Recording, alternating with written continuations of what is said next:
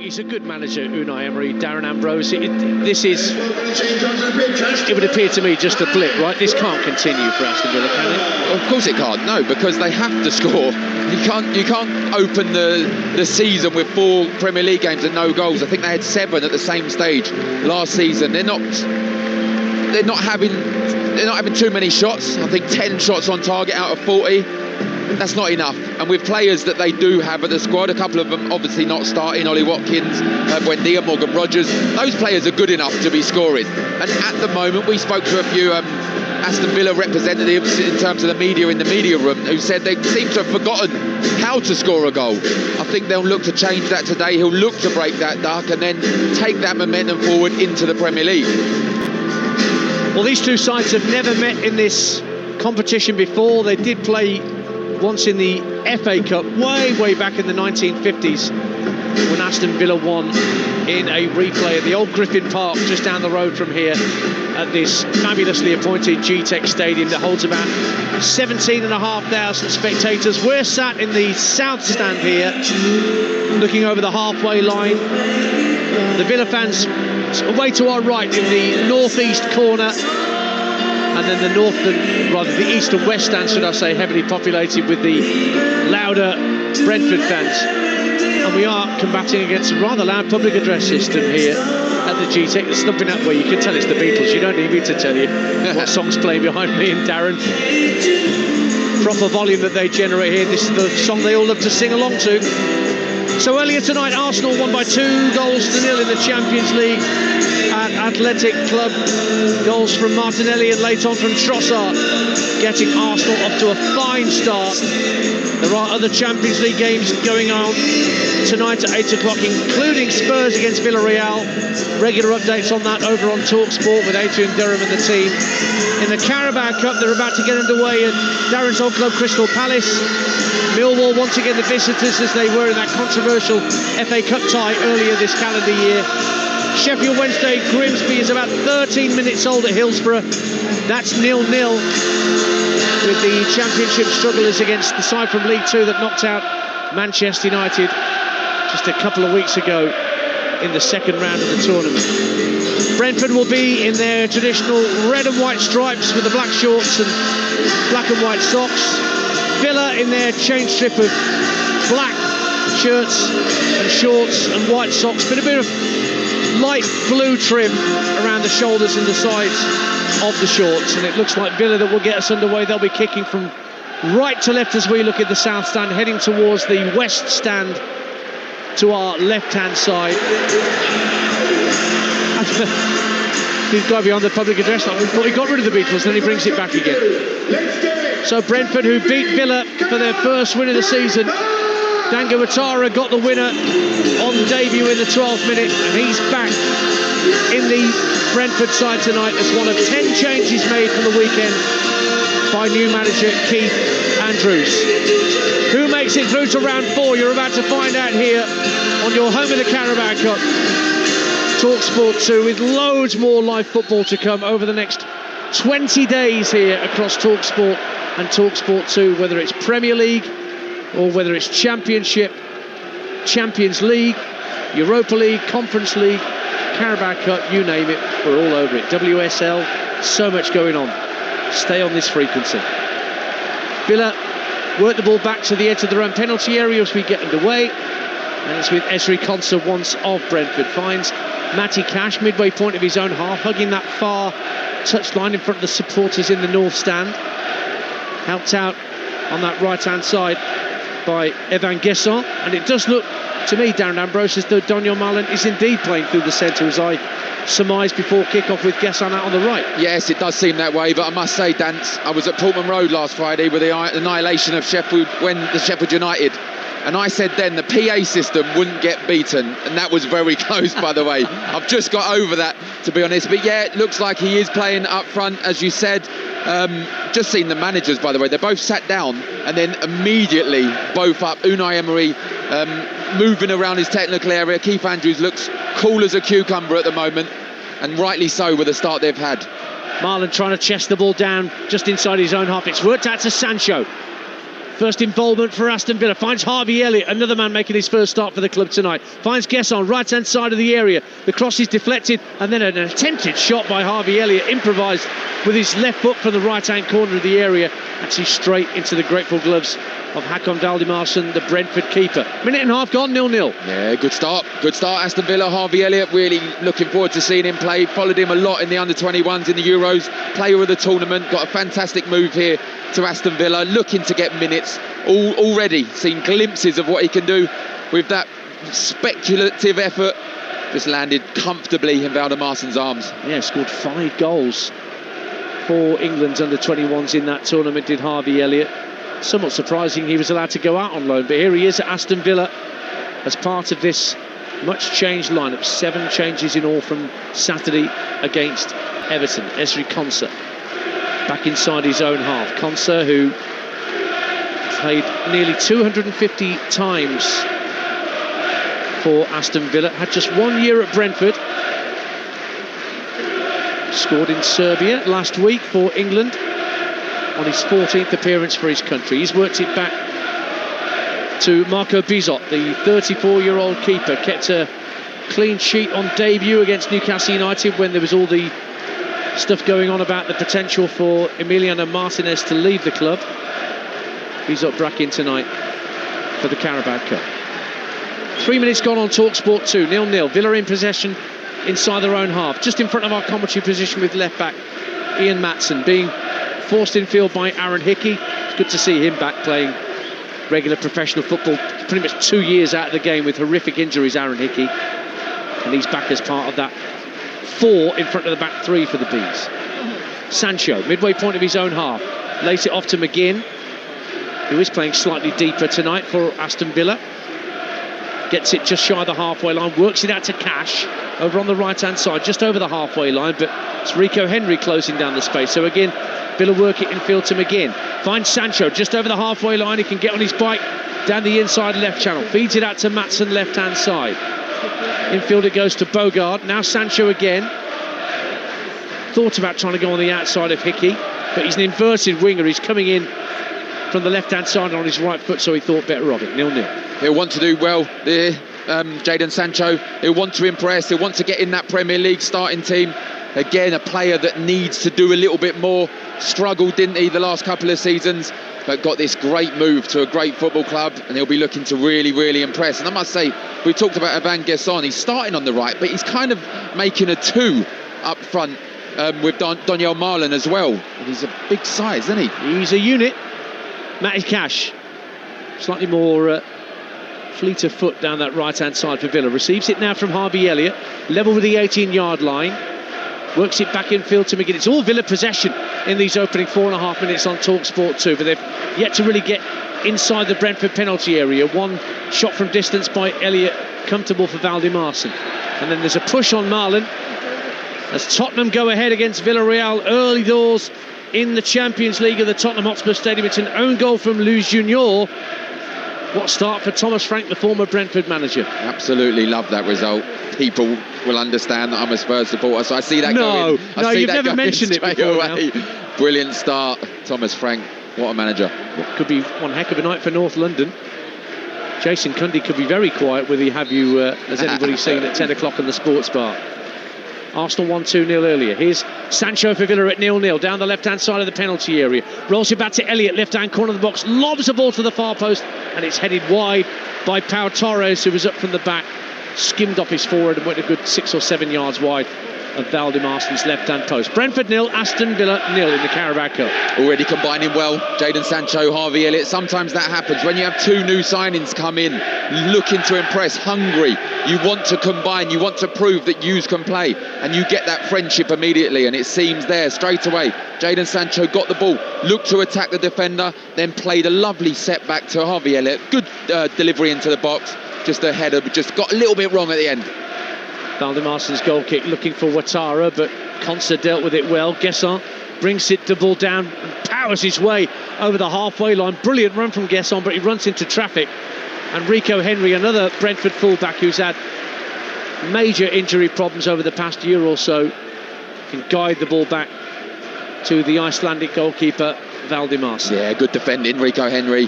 One of those players before the injury, tipped to be an England international, wasn't he? Oh, he was in. Yeah. I was certain that Gareth was going to pick him. 100%. I feel really sorry for him, but he's back now and he's impressing. Here is Benjamin Arthur. What a night for him. 19 years of age, making his Brentford debut tonight as the left of the three centre-halves. Wonderful night for him. Here's Vandenberg and Ayer combining. Vandenberg on the right of the three centre-halves. Hickey being forced back towards his own penalty area, gets clipped by Maatsen, so Brentford can clear the ball downfield with a free kick inside their own half. Villa 5 times winners of this trophy. Their last success in 1996 remains their last major trophy. I mean, I'm looking at the stats at the moment, Dance. It's just over 7 minutes gone. 85% possession, Aston Villa. And you'd have to say, I thought there'd be more. I haven't seen Brentford have a touch of the ball until now. Well, Valdimars has just sent a long, hopeful ball downfield. It's only half-headed clear. Carvalho seizes onto the ball, runs into Torres, and Conte combined has stayed down. One back by Brentford. Ouattara trying to pick it up left-hand side. Onyeka getting involved. But it's worked back to Bizot, the keeper. There's a Brentford player down, needing treatment at the edge of the D. And the referee, John Brooks, has stopped play to allow treatment to be administered. Just looking to see which Brentford player that is that's gone down. 0-0. And we've played, just over 7 minutes here on Talksport 2. I think that could have been a foul as well, Vance. I really do. I think it's Milambo. It is Milambo. Milambo took a hefty knock as he picked the ball off. He kind of took it off Carvalho's feet, tried to make his way through the defence. It may have been a fair tackle, but the follow-through, I don't know who he clashed with on the follow-through, but he took a hefty whack to his head. And they're doing all the precautionary checks at the moment. Yeah, he's lying flat on his back at the moment at the edge of the Villa penalty area, so not really a drinks break quite yet because we've not played that long.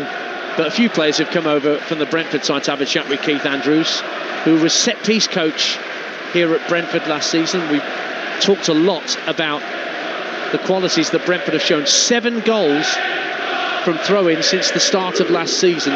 No other team has managed more than 2 in that time. And you know what? I watched Brentford last season at Portman Road against Ipswich, and it's the first time I've really seen any coach or set-piece coach, because that's what he was at the time, as you said. He was out on the pitch, and before they went in to pre-match to get ready, they were taking wide free kicks, they were taking corners, and we've seen it again today. They're doing the same thing. Before they went in, they were taking corners, and they were all set up, and there's no surprise that they're so organised. And I mean, who's doing long throws now? Tottenham. Well, Thomas Frank's gone over and he's taken that with him. Funny that. Tottenham lead by a goal 2-0 against Villarreal. Milambo, I'm delighted to say, is back on his feet. He's just been led to this near touchline. I think he'll be okay to continue after he's spent that regulation 30 seconds waiting on this near touchline. So 0-0 here, 0-0 in the other 2 kickoffs. Just seen the replay of it was Milambo, a fair challenge. It was straight into Pau Torres. Yeah, but we said, didn't we? It was a fair challenge, but as he clipped over, he's whacked into Pau Torres. A hefty challenge. 0-0 Sheffield Wednesday Grimsby. That's had about 25 minutes gone. 0-0 Palace Millwall, which is similarly about 9 minutes old as this one is here at the G-Tech between Brentford and Villa. In the EFL Trophy, Blackpool are 3-0 up against Barrow in the second half. Exeter 0, Cardiff 0. West Ham's Academy lads are 3-0 up at MK Dons. Wimbledon beating the Palace Academy.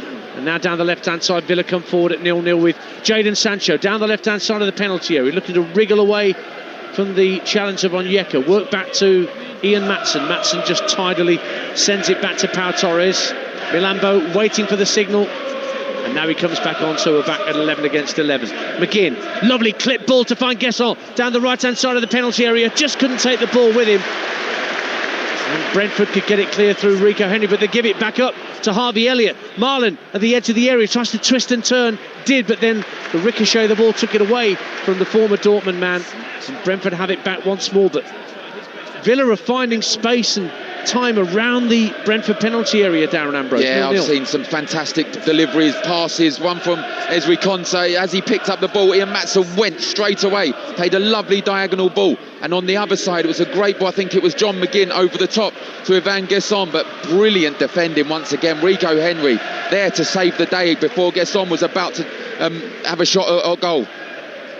0-0 here, 11 minutes gone on Talksport 2. In the Champions League, Benfica lead Karabakh by a 0-0. It's 0-0 Juve Dortmund and Real Madrid Marseille. Tottenham, as I mentioned, 1-0 up against Villarreal at the Tottenham Hotspur Stadium, courtesy of an own goal. And they're going round the grounds over on Talksport with Adrian Durham and the team before the sports bar gets back together at 10 p.m. with Jason Cundy and Jamie O'Hara.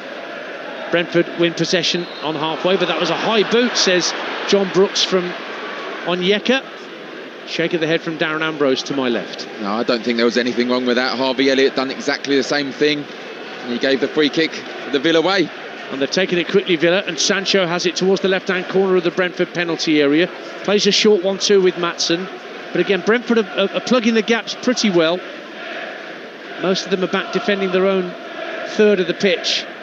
So Villa go back to halfway, and Matty Cash out on the right-hand side. And he's forced back into his own half, and indeed has to go all the way back to his keeper, the Dutchman Bizot, who will play the ball calmly with his left foot outside the area for Sancho. Heavy touch. Ayer really pressing forward onto Sancho. Heavy touch from Bogard, facing his own goal at the 18-yard line. But Villa have worked it out to this left-hand side, and Maatsen tried to get it down this near touch line. But Brentford did snaffle possession back only for a moment. Hickey couldn't control it. Villa throw. 12 gone, 0-0. I mean, having all the possession, aren't they, Aston Villa, without really creating anything. First 13 minutes, it's been all them in terms of possession, but only in the middle third. Every time it's gone forward, they've defended really well. But we've seen maybe a slight game plan for them. When they were trying to play out from the back, the Brentford players was on at them, high press, trying to win it back, and almost did. Throw into Aston Villa, just down beneath us. Our commentary position in this south stand is right behind the dugout, so you can see just how much product Unai Emery's got in his barnet from this angle. Plenty of it, as always. Is it the Andy Goldstein gold paste? He might well have gone for that. If Andy hasn't sent him a bottle, I'm very surprised. 0-0, Aston Villa coming forward. They take a short free kick on halfway. It's worked out to Cash. He's being held up at the moment by, on that left-hand side, Milambo, who appears to be none the worse for after that challenge where he ran into Pau Torres and just sort of snapped his neck back a little bit in that challenge, but he's okay. Clip ball over the top from Pau Torres, looking for Maatsen. Made a bit of a mess of the initial attempt to bring the ball down, but he has it now down by the corner flag left-hand side. Sancho tries to go past Hickey. Hickey brings him down. Does he? No, says the referee. That's a goal kick, says John Brooks. Sancho rolls his eyes and gets back to his feet. Brentford 0, Villa 0. I think that's a good decision from John Brooks. I think Hickey did get the ball and he just went over the trailing leg, Jadon Sancho. But before that, if he was going to come to me, I was going to say, I want to see Jadon Sancho attack the fullback. He has been doing well. He's been getting the ball, but he's been laying it back. This time he decided to go for him. Got tackled okay, but he needs to continue to do that. Valdemarsen's goal kick flicked on by Ouattara. Milambo was chasing after the second ball. He flicked it on too, but it just bounced comfortably for Villa through to their keeper Bizot. Villa are currently missing the likes of Onana and Camara with a hamstring. Both of those picked up here, if I remember rightly, in the league game. Garcia's out. Dini's only on the bench after a head injury at Everton. Ross Barkley out the squad for personal reasons, so they're missing a few. Are Aston Villa as they look for this first goal of the season, never mind a first win. Vandenberg, the only player retained from Saturday night's game against Chelsea, gets it back to Valdemarsen. He played against Bournemouth in the previous round. That was the game that Brentford won by 2-0. Carvalho and Thiago, the scorers that night down at the Vitality. Here is Vandenberg giving it back to Valdemarsen after a short goal kick was taken. No pressure on the Brentford goalkeeper. Looks left and drives it out, looking for Rico Henry, I think, but it was straight down the throat of Matty Cash. And Benjamin Arthur collects it and neatly works it back to his goalkeeper. Vandenberg again gives it back to this young 19-year-old. Carvalho comes short, but it's gone back in field to Vitaly Janelt, who's an all-purpose German midfielder for Brentford over the years. Can play a number of different positions. Ayer, once of Celtic, right in front of our commentary position. Neat ball, clipped downfield for Ouattara, down the right-hand side of the penalty area. Faced up by Konsa. And then Maatsen is really clever, gets himself between man and ball, draws the foul, free kick to Aston Villa. 16 minutes gone on Talksport 2 in the Carabao Cup. It's Brentford 0, Aston Villa 0. Here's Darren Ambrose. Yeah, great defending, Maatsen. I think Ouattara just run out of ideas. He stood him up, but he didn't know whether to go outside, inside. Decided to go inside. Didn't really, no intent in it. And Ian Maatsen just come away with it comfortably, end up fouling him. Now Villa get away down the right-hand side at 0-0 with Cash. But he's forced to turn in field. Henry did manage to get back goal side. McGinn in the centre circle, strokes the ball out to Maatsen on this left-hand side, with Villa attacking the West Stand away to our left in this first half. At 0-0 with 17 minutes played on Talksport 2, if you're just tuning into Carabao Cup Live. Lamar Bogard gives it back to Maatsen, still left-hand side for Villa. Now the centre of the Brentford half. Sancho picks it up, pirouettes away from Ouattara, his opposite number. Gives it back to Konsa. Short pass to Cash. Guesson waiting on the right wing, picks it up now, nicks it in field to Elliott. Some good touches early on from the Liverpool loanee Harvey Elliott. Work back to former Brentford player Konsa on halfway. McGinn receives it on the half turn, finds Sancho darting towards the Brentford penalty area, rolls it into the path of Marlon, holding the ball up with his back to goal.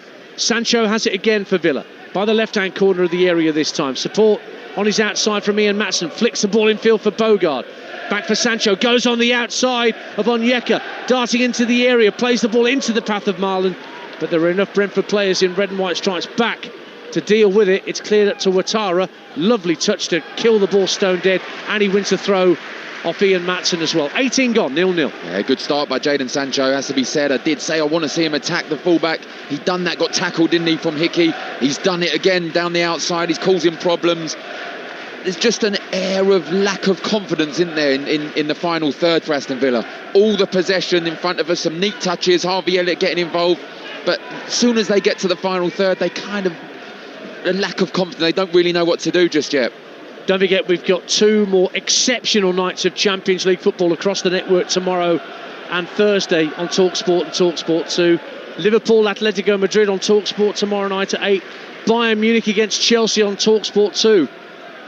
What a choice you've got to make tomorrow night. And then Thursday, even more difficult to choose between Newcastle against Barcelona on Talksport and Manchester City against Antonio Conte's Napoli, Kevin De Bruyne and all that on Talksport 2.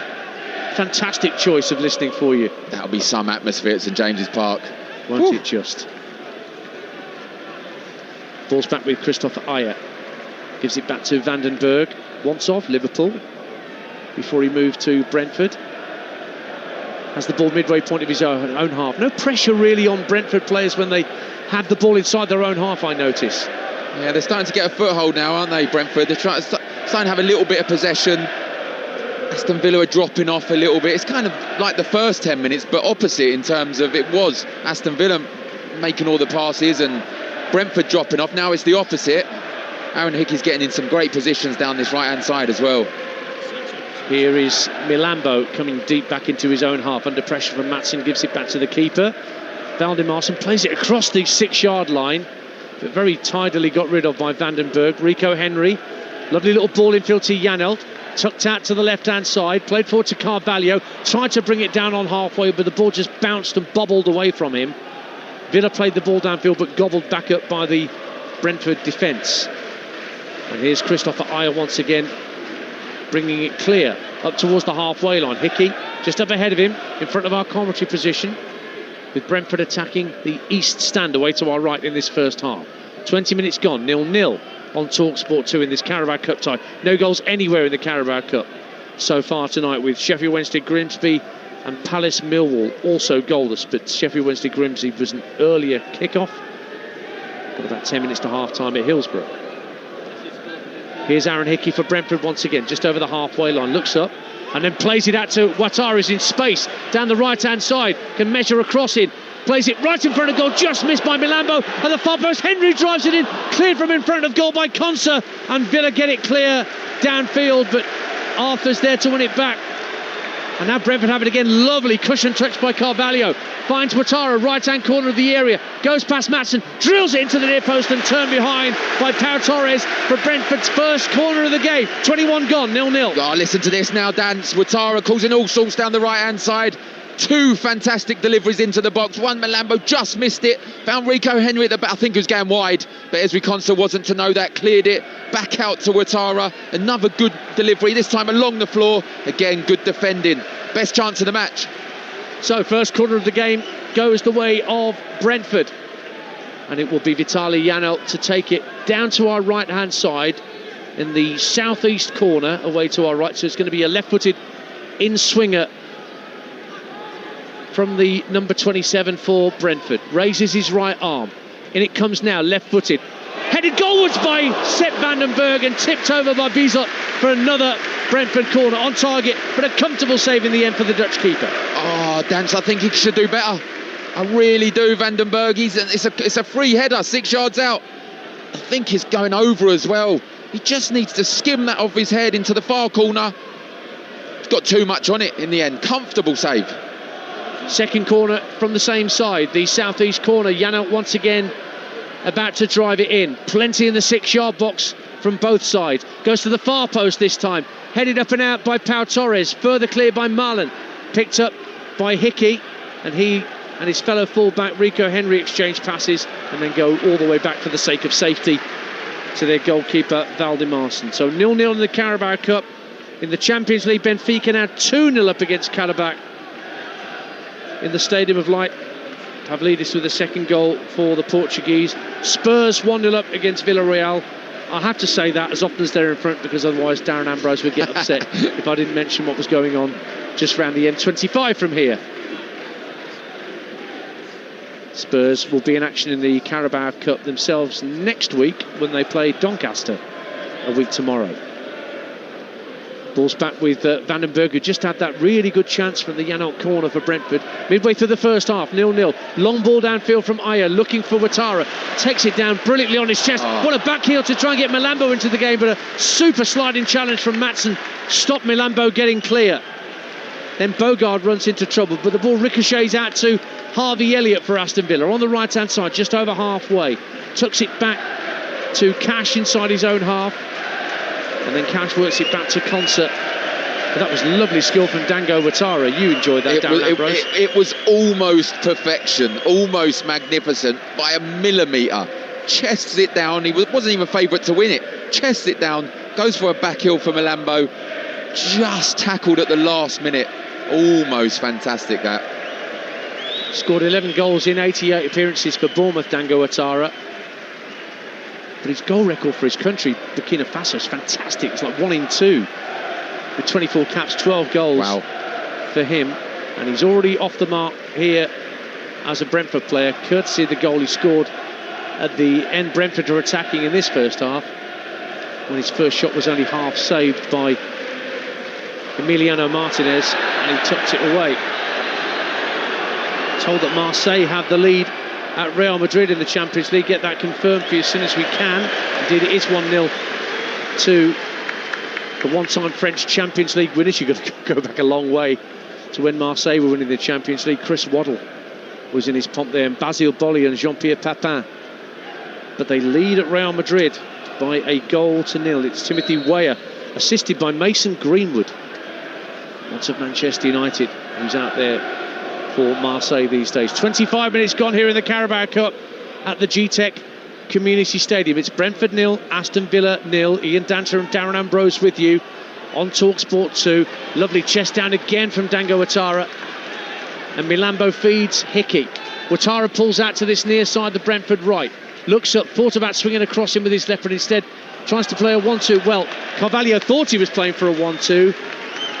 He just flicked it down the right-hand side of the area, did Carvalho, where he thought Ouattara was making the run, but he'd stayed on his heels and the ball just trickled over the dead ball line for a Villa goal kick. That's so frustrating when that happens. I've been the player that don't make the run, and I've also been the player to make that pass, and it hasn't made the run, and you just think, oh, it was a slow 1-2. So Carvalho thought he was going, Ouattara went to go, came back, just a bit of lack of communication.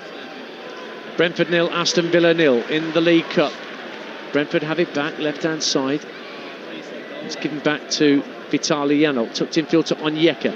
Onyeka out to the left-hand side. Milambo has it. Just cuts infield to try and get away from Guesson, who tracked the run well. So it's forced back to Vitaly Janelt. Turns away from Elliott, clips it back out to the left-hand side. Milambo's there again. So too is Onyeka. And Onyeka will get it back on halfway from Arthur. Now Sepp Vandenberg finds Hickey, who rolls it down the right-hand touchline. Carvalho claims a foul off the ball, that he was being fouled by Bogard. Referee spotted it. Brentford free kick, midway point of the Villa half, 0-0. Yep, foul. I spotted it as well. He went to make the run. Bogard just got his arms around him, pulled him to the floor. Referee was about 10 yards behind, had the perfect view of it. Free kick for me, good decision. See, that's why ex-players should be referees, because you spot everything. About that. you lot don't miss a thing. Free kick then to the hosts. It's midway point of the Villa half, but it's out towards the right-hand side. Carvalho usually is the player behind these deliveries, although Janelt, who's been taking the corner so far, is also out there with him. Janelt, who is the captain this evening with the armband, looks like he might have pulled rank here. And it's Villa holding just in front of their own 18-yard line. Plenty of red and white shirts at the far post. It's left by Janelt for Carvalho. Clips it into the area. Going to be headed across the face of goal by Christopher Ayer, but he got it all wrong. Real Toblerone header there from Christopher Ayer.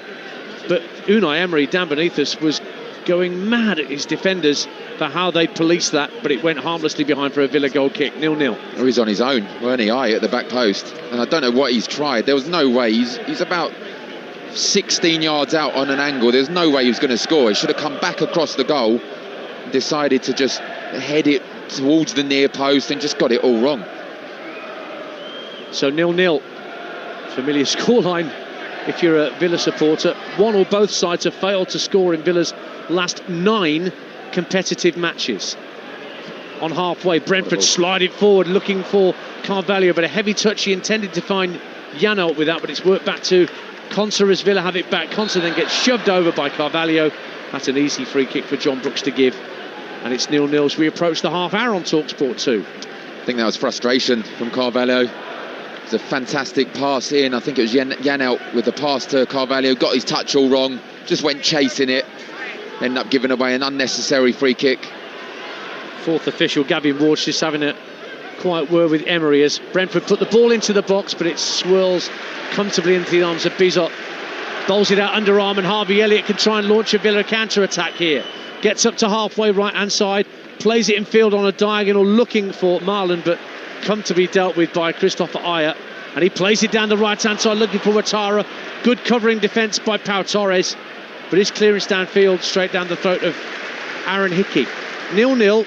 Darren Ambrose, are you seeing a Villa performance that we heard about from those members of the Villa reporting team that we spoke to before the game? Are you seeing a team that's stepping off its opponent too much? I'll break off for a minute because they're looking for Ouattara, who is offside. Maatsen had stepped in front of him. So what do you make of this Villa performance so far? Yes, I am. I'm seeing a team that started really well in terms of possession, controlled the game in the first 10 minutes, and all Brentford have done is they've pushed their wing-backs on, Hickey and Rico Henry, and it's made Aston Villa go all the way back, and it's been all Brentford since the opening 10 minutes in terms of possession, in terms of goal-mouth opportunities. It's a team that just looks lacking in confidence, Aston Villa, particularly when they get in the final third. No goals anywhere in the Carabao Cup so far tonight at Sheffield Wednesday as they approach half-time there. Here at Brentford or at Selhurst Park, where it's Palace 0, Millwall 0 in the Champions League. Spurs 1-0 up, Arsenal won 2-0 earlier, live on Talksport 2. Union Saint-Gilloise won as well at PSV.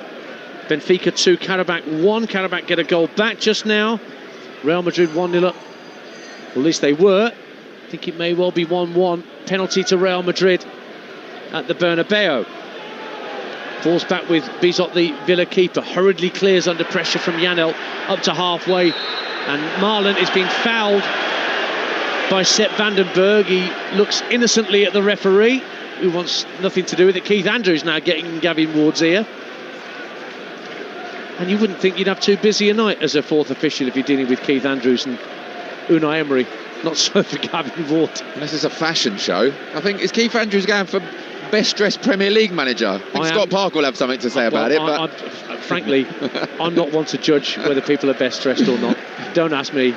I haven't the foggiest. Here's Maatsen for Villa at 0-0. Down the left-hand side, looking to take on Hickey, getting to the dead ball line. He's won a corner. It's gone out over the diagonal part of that stand. One of the YTS lads going to have to go and get that in the morning. Corner kick to Villa, their first of the game at 0-0. And it will be Maatsen to take it, perhaps, or might leave it for Sancho. Sancho is going to take it, I think. Although Harvey Elliott's come across for a short corner routine. It's in the southwest corner, down to our left. It is rolled short to Harvey Elliott.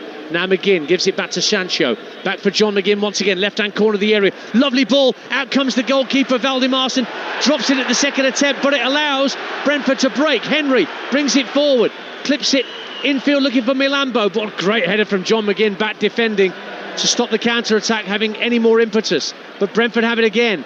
Henry gets away down the left-hand side. He's got the legs on Matty Cash for the moment. Only Milambo in the box.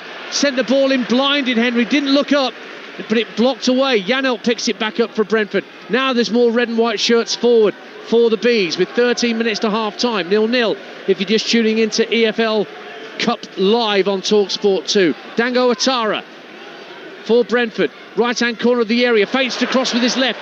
Checks back onto his right. Poor cross. Couldn't wrap his foot round it. Over the crossbar. And it's a goal kick to Aston Villa. But the impetus of this game has definitely switched since the opening 5-10 minutes when Villa were very much in control. Darren Ambrose, 0-0. It's all Brentford, and it has been since the opening 5-10 minutes. As you said, Danson Ouattara's causing loads of problems. Just got his delivery wrong, ended up putting it over the bar. But down the other side, Rico Henry sprinting down the left. And you know what? I think it was almost the right decision. I know he played it blind, but Milambo was the only one in the box. And Carvalho and Ouattara was arriving. He tried to cut it back and just got intercepted. Villa playing it out dangerously from the back, and Vandenberg wins it back. Ayer finds Janelt at the edge of the D, played into the edge of the box. It's teed up for Janelt with a shot. The offside flag has gone up against a Brentford player. Might have been Ayer in the end. It was offside, but boy, they worked it forward because Villa were trying to play out from the back, and Bizot, the keeper, was hurried into a clearance that went straight down Ayer's throat, and it ends up being a free kick to Aston Villa. But they're getting nervous out there, it seems, the visitors. 0-0. Nervous is the word. And I've just seen Bizot and Ezri Konsa having a little bit of a set to as well. But Guesson down the other end tries to go infield, trying to flick the ball over the head of Vandenberg and bring it into the penalty area. Brentford dealt with it well enough, but it's a throw to Villa. Out on the right-hand side, level with the 18-yard line. Elliott's going to leave it for Cash to take it. And Cash has to knock it back to Konsa just in front of the halfway line. Torres square to his left if he wants to use him. Just plays a short pass into McGinn. Little drop of the shoulder from the Scot. Plays it left for Maatsen. Maatsen has space to drive it goalwards. And Valdimarsson down comfortably to his right-hand side. That's his first save of the evening. Or his first save from a meaningful shot on target. He had that effort from Elliott early on that was straight at him. Just over 10 minutes to the break on Talksport 2, and it's still goalless. Yeah, he's just kicked the floor, Maatsen. I think there's an issue now with there's a bit of blood around the left eye of Hakon Valdimarsson, so referee eagle-eyed spotted that on the next to the left eye of the Icelandic keeper, so he needs a bit of treatment. Gives me a chance to remind you of just how much brilliant football's coming up. I mentioned our next two nights of Champions League action across Talksport and Talksport 2. Friday night we're back in the Championship. Middlesbrough, who've made such an excellent start to the Championship season, against West Brom, who've been equally good, although losing to Derby at the weekend was something of a surprise. Mark Wilson and Chris Owelemo will be at the Riverside. That's Talksport 2, Friday night, 8 o'clock kickoff from the Championship.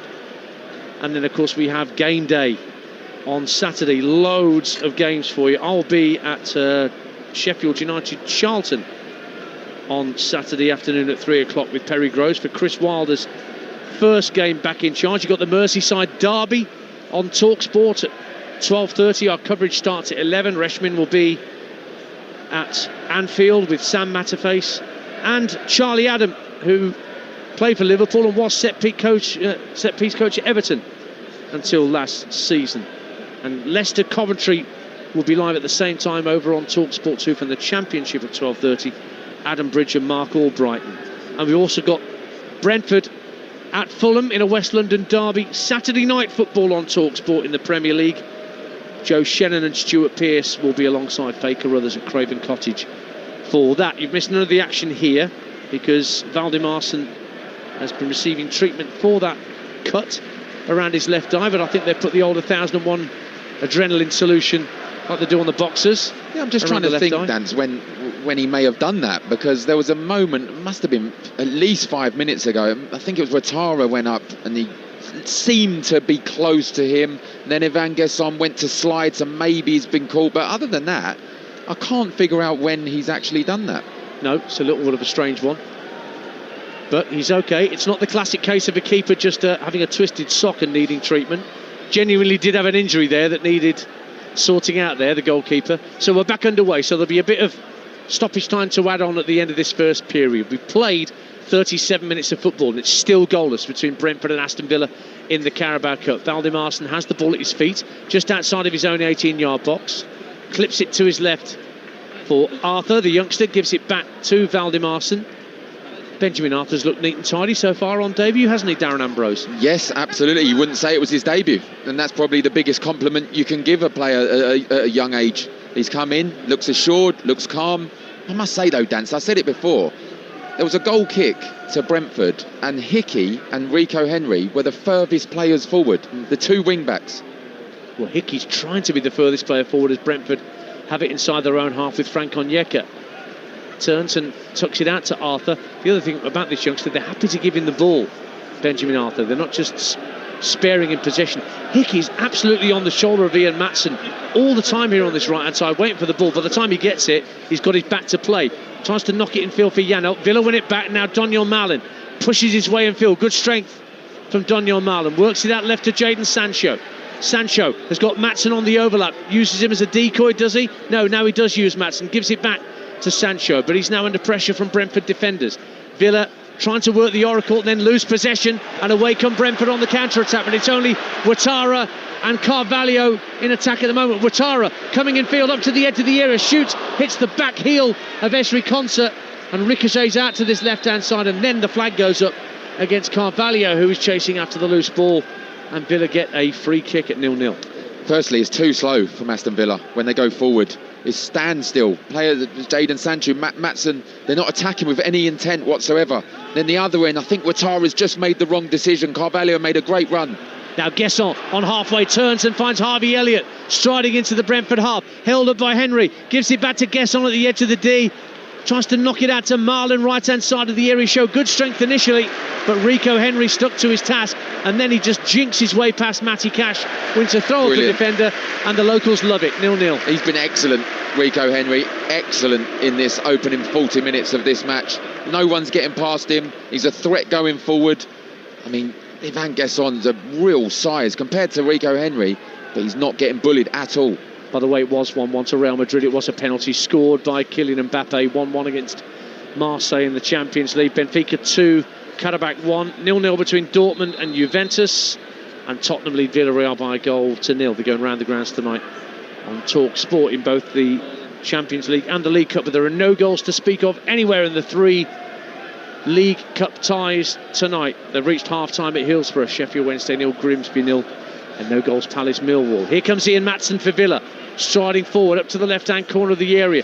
Flicks it out left for Sancho. Sancho, good ball in field for Lamar. Bogard gets into the area looking for Harvey Elliott. Pass was incorrect and picked off by Brentford, and they can get it clear again, but they've got nobody up on halfway, so Carvalho bringing the ball up to halfway himself. Now the red and white shirts flood forward in support. Henry on the left-hand side has got the chance to go past Harvey Elliott. Goes past Harvey Elliott, then checks his run for a moment. Rolls it back 20 yards to Arthur. And he'll just clip it in field for Vitaly Janelt. Janelt, square pass across to Ayer, just to the right of the centre circle. Now picked up by Aaron Hickey. And now Ayer again. will go all the way back to halfway, and Van den Berg. Marlon will push up and try and hurry up the former Liverpool defender. Poor pass from Janelt, picked off by Cash. Villa have it again. McGinn, just shy of halfway, looks up and sees the run of Sancho down the left-hand side. Shows good strength to hold off Carvalho. Doesn't release it downfield. Instead, it's Torres who finds Maatsen. Now Sancho has it left-hand side. 10 yards inside Brentford territory. Bogard, who just made that good run into the area a moment or so ago for Villa, works it back to Konsa on halfway.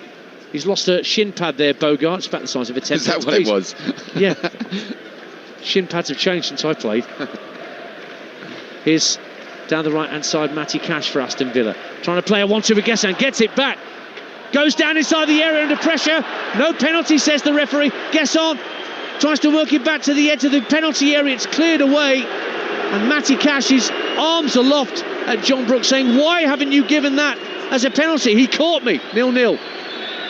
I'd love to see this again, which we are seeing this again. It looked very theatrical from first viewing. He went to go over. Well, did Benjamin Arthur sort of catch? It looks inadvertently Cash's right foot, and his right foot then caught his own left ankle and over went the Villa number 2. But the referee saw nothing wrong with that. You know why? I think it was the way Matty Cash went down, because he almost went down. He stumbled at first, didn't he? And just got to his feet and then kind of done a dive, like you was going to dive into a swimming pool. But looking at the replay, I think he may have caught him, and just made his right leg clip his left leg and go over. Brentford 0, Aston Villa 0. I think we're in a VAR free zone tonight, so nobody at stopped. They wouldn't have known either. Well, probably not. But you're pushing an open door with me there, Darren Ambrose. You know that. Free kick to Brentford as Marlon pushed over Van den Berg inside his own half. Villa have managed 10 shots on target before tonight without netting, but they had 76% of possession here in that defeat last month, despite losing 1-0. They kept the ball for long spells and had 17 shots to 9 in their favour. Ball given away by Janelt. Harvey Elliott's going to score. It's gone straight through the arms of Valdimarsson. Brentford gave the ball away, and Villa finally had their first goal of the season, and it's courtesy of the man making his first start for his new club, Harvey Elliott. But it was a gift from Brentford, given away by Janelt, ended up at the feet of Harvey Elliott, and his shot squirmed through the hands of Hakon Valdimarsson. And right on half-time, it's Brentford 0, Aston Villa 1. They score. And this goal is exactly what Aston Villa needed to break their duck. It's poor from Janelt, but it's absolutely brilliant from John McGinn. He knew he was going to get the ball. He played cat and mouse with him. Soon as the ball went, he sprinted in. And then Harvey Elliott just hit the target hard and low. No real intent on the shot. And Valdimarsson just let it go through his legs. Completely against the run of play, in my opinion. And a goal that they needed, Aston Villa. And the way it came, it was ridiculous. From a Brentford point of view, they don't care. Well, he came on at Everton as a substitute, Harvey Elliott, and couldn't have any effect on the game. But boy, oh boy, what an important moment for Unai Emery and his team in this season. Off the mark finally. As we edge towards added time. There will be a fair chunk of added time at the end of this first half because of that eye injury to the Brentford keeper, who will not look back on his part in that goal with any great fondness. Darren Ambrose, it squirmed away from him as he couldn't get down quick enough to Elliott's shot. It's a bog standard save, Dance. He should have saved it. You don't let it go through your legs. It's a weak effort from Harvey Elliott. All he's done is hit the target with his weak foot. It's a weak effort, and it must have just lost concentration, Valdimarsson. It just squirmed through his legs, as you said, and trickled over the line. Extra 10 house points there for using the phrase bog standard. Oh, now given away by Villa. Bogard was tripped though by Frank Onyeka, winning it back. And we're going into 4 minutes of additional time at the end of this first half on Talksport 2. And it will be a chance for Villa just to regroup as Bogard slowly picks himself back to his feet. They'll want to see this out and have the lead at half-time. Yeah, they certainly will. And I'm seeing the goal again. And make no mistake, the the sprint, the shutting down, the desire of John McGinn, the part he played in that goal can't be misundertaken. It was brilliant, and Harvey Elliott, just as all good forwards do, was just there, just for the ball to come to him, and he hit the target. If you hit the target, you've got a chance. Downfield from Villa, but comfortably headed clear by Arthur.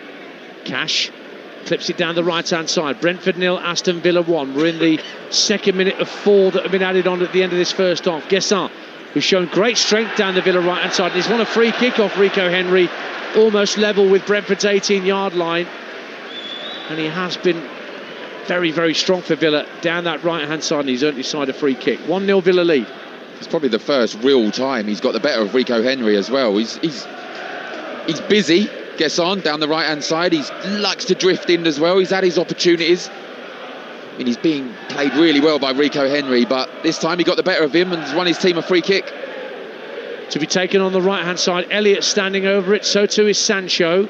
It's right on the touchline on the far side. Almost level with the 18-yard line. Brentford holding their defensive line level with a penalty spot. It's rolled back to Cash, who won't put the ball into the box. He'll send it back out to the goal scorer Elliott.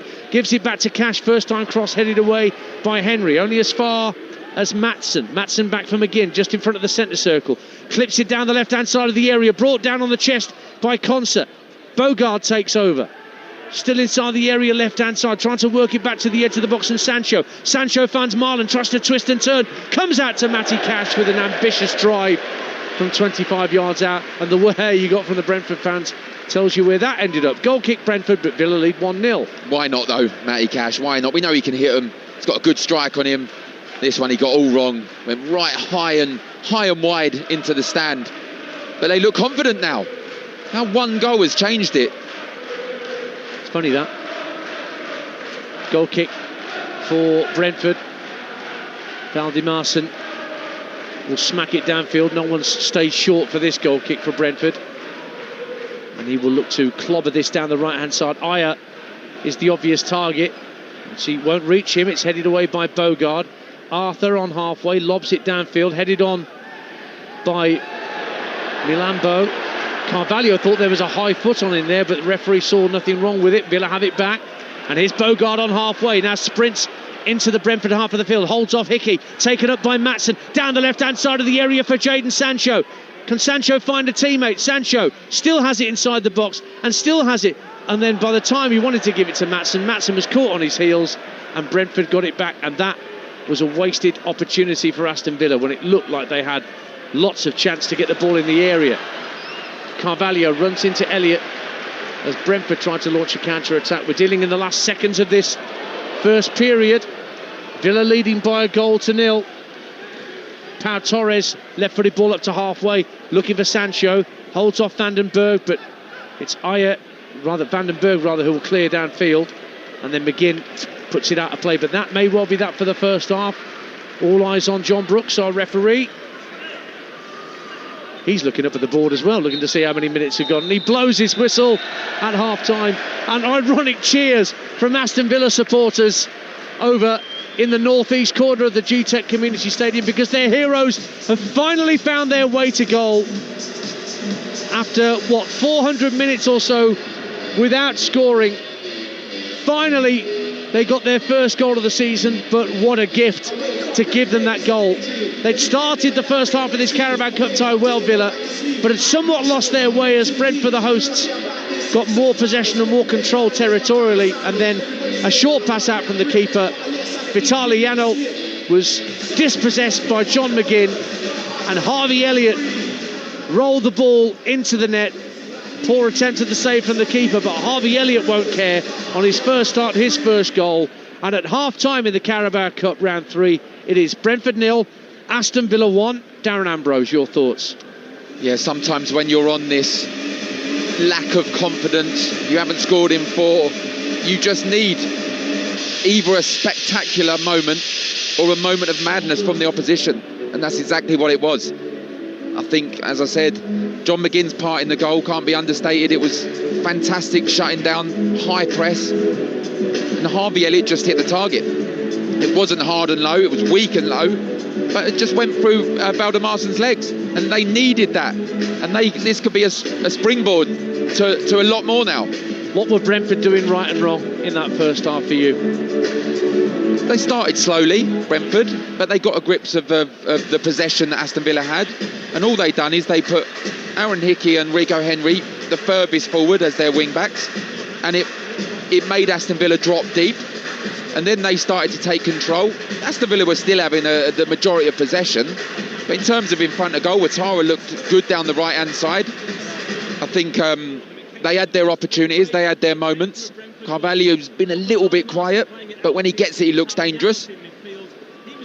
They've done nothing wrong really in that match, apart from that lack of concentration from Valdemarsen and Janelt.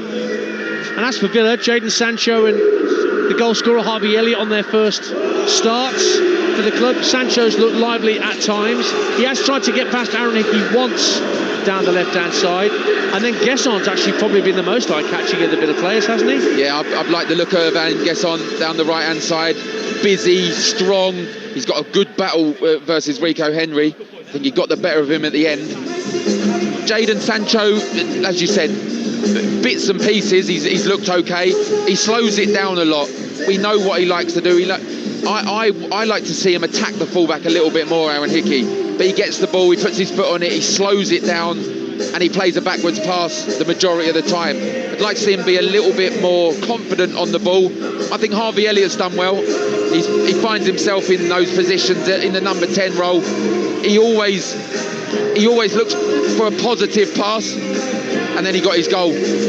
Probably undeserved, but as I said, you hit the target, you've always got a chance. Well, as Sparrow Williams plays out over the PA system, the Villa fans that are happy because they finally found their way to goal in this Carabao Cup tie, leading Brentford by 1-0. Full second half commentary to come. You'll also hear very shortly from the likes of Harry Kane, Enzo Maresca and Arne Slot ahead of a massive night of Champions League football across the Talksport network tomorrow night. Stay with us for that and the second half of this cup tie. It is Brentford 0, Aston Villa 1. Hawksby and Jacobs on your side every weekday afternoon from 1 on Talksport with Toolstation, delivering cutting-edge comment, a catalogue of riveting guests and drilled-down dialogue to power up your lunchtime. Plus, breaking news, views and loads of laughs. Don't miss the nation's favourite sporting lunch with the legendary Hawksby and Jacobs every weekday afternoon from 1 on Talksport with Toolstation. Next stop, Toolstation. Hey, it's Matt. We need to talk. I'm at a different place in my life right now. You deserve to be with someone who knows what you're really worth. It's over. I'm selling you on CarWow.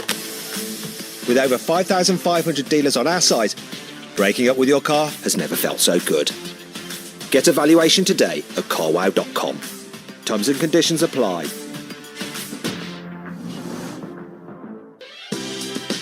Have you seen the all-new iPhone 17 Pro?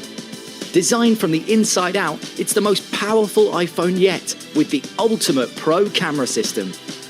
What's more, at Vodafone, you can get the new iPhone now and every year with Vodafone Exchange. Go online or in-store today. Vodafone. Credit check and terms apply. Trade in iPhone 17 series in good condition 12 months before phone plan ends and upgrade. Every year based on 24-month plan. See vodafone.co.uk/exchange. You want the look, clean, close, sharp, but you don't have time to play around. Meet the Pitbull X5 series from Skullshaver.com. Our best-selling shaver, now even better. Smooth blades, stronger motor, better grip, built for speed, designed for skin. No mess, no mirror, no drama. 90 seconds and you're done. Fresh, confident, ready. Pitbull X5 range by Skullshaver. Available now at skullshaver.com. At AJ Bell, we've made setting up your ISA easy. So easy, a baby could do it. Though babies can't invest. They certainly wouldn't have any use for our low-cost investment platform, or the coordination to use it. Even though it's really, really easy. They also don't listen to radio ads. Unlike you clever sausage. Now, set yourself up with an ISA as a reward. You can even set one up for your baby. Open one in under 15 minutes and start investing today. AJ Bell. Feel good investing. The value of your investments can go down as well as up. Amazon brings the UEFA Champions League. with Tuesday's unmissable match. Enchantingly wonderful. World-class players. Salah! What a strike! Incredible drama. And Haaland! History in the making. Rice would take 2! The UEFA Champions League. It's on Prime. Ultimate Sports Radio. What a moment! This is Talksport 2. It's a Wednesday night double of live Champions League football. Bayern Munich take on Chelsea on Talksport, while Liverpool face Atletico Madrid on Talksport 2. Both games built up from 7 p.m. with Ay Caramba live comms from 8. The Champions League live on Talksport and Talksport 2. The weekday blues are over. Here comes the football. Talksport. Go ahead, ready to copy. Increased pundit power. Mark. Turbocharged pre-match build-up. Okay, mode 4. Optimized, adrenaline-soaked commentary. Roger. Of over 100 Premier League games. Talksport, you are go for game day. The football has landed. Saturday is game day. One spectacular pitch performance you can't hear anywhere else. Live commentary of Liverpool versus Everton. Game day exclusive. Saturday morning from 11 on Talksport. Goal-getting radio. A cracking volley off the crossbar and in. The League Cup live on Talksport 2. Ball given away by Yano. Harvey Elliott's going to score. It's gone straight through the arms of Valdimarsson. Brentford gave the ball away, and Villa finally have their first goal of the season, and it's courtesy of the man making his first start for his new club, Harvey Elliott, but it was a gift. Harvey Elliott just hit the target hard and low, no real intent on the shot, and Valdimarsson just let it go through his legs. It was ridiculous from a Brentford point of view. They don't care. And right on half-time, it's Brentford 0, Aston Villa 1. They score. And that is the score here at the G-Tech Community Stadium at the break. Live on Talksport 2 in the Carabao Cup. I'm Ian Danter, Darren Ambrose, former Palace, Newcastle midfielder alongside me. Elsewhere, how about this? Grimsby are at it again. They lead at Sheffield Wednesday. Cameron McJanet has made it Sheffield Wednesday 0, Grimsby 1, and they're about 5 or 6 minutes into the second half there at Hillsborough. Half time at Selhurst Park, Palace 0, Millwall 0, that London derby. In the Champions League earlier on Talksport 2, yet Arsenal will win 2-0 at Athletic Bilbao. PSV Eindhoven were beaten 3-1 at home by Union Saint-Gilloise in the other early kick-off. Half-times in the 8 o'clock games: Benfica 2, Karabakh 1, Juventus 0, Borussia Dortmund 0, Real Madrid 1, Marseille 1, and Tottenham Hotspur 1, Villarreal 0. An own goal early in the piece, putting Thomas Frank's side ahead. So you're up to date here on Talksport 2 with the half-times and the latest, and there's plenty more awesome Champions League action coming your way tomorrow evening on the Talksport network as Liverpool get their campaign underway against Atletico Madrid. Live coverage of that over on Talksport, 8 o'clock kickoff. Let's hear from the Liverpool camp ahead of that game. Shortly you'll hear from the captain Virgil van Dijk, but first here's the manager Arne Slot with his thoughts on the Champions League challenge ahead. This again is a team that is a difficult one to play against because of the mentality, because of their team performance, because of their individual quality. The last time I faced them, I still wake up sometimes, and that's not true, but at night thinking about Griezmann, how good he was in that game. I think we lost 3-1. I'm not exactly sure, but he was outstanding that game. So the good thing now is that in my team I have players that can do similar things than Griezmann can do. And although I loved my players at Feyenoord a lot as well, but at that moment of time, in their moment of their career, they were not able to compete with Griezmann on that night. You know, it's a team that works so hard. It's a world-class manager. You know, it says a lot that he's been at that club for such a long time, and a lot of respect for that. They have world-class players, a world-class goalie. I can go on, and they are just a very difficult team to beat, and they will never give up. That's the mentality they have, and they maybe did not have the best start that they would love to in terms of in the league, but I know that this is their start of their campaign as well, and they would love to impress as quickly as possible as well, so we have to be ready. So Liverpool taking on Atletico Madrid, live on Talksport tomorrow night. Our coverage starts at 7 p.m. Adrian Durham, Jim Bradford and Dean Ashton will be at Anfield for that one. Just heard there from Arne Slot, the manager, and Virgil van Dijk, the Liverpool captain. Here on Talksport 2 tomorrow night, we're bringing you a rematch of the 2012 Champions League final. Chelsea, back in Europe's elite competition after 2 years away, face Harry Kane and Bayern Munich.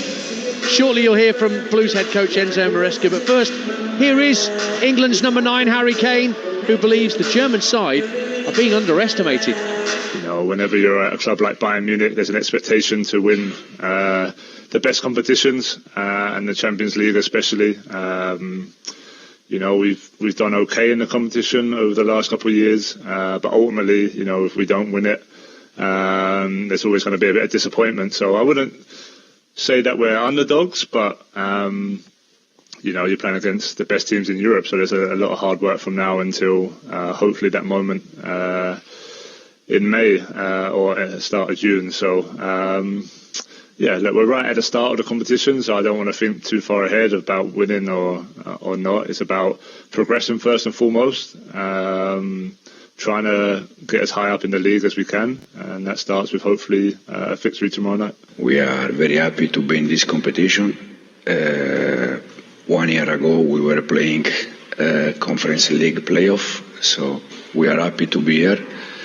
For sure, winning the Conference League and the Club World Cup help in different aspects.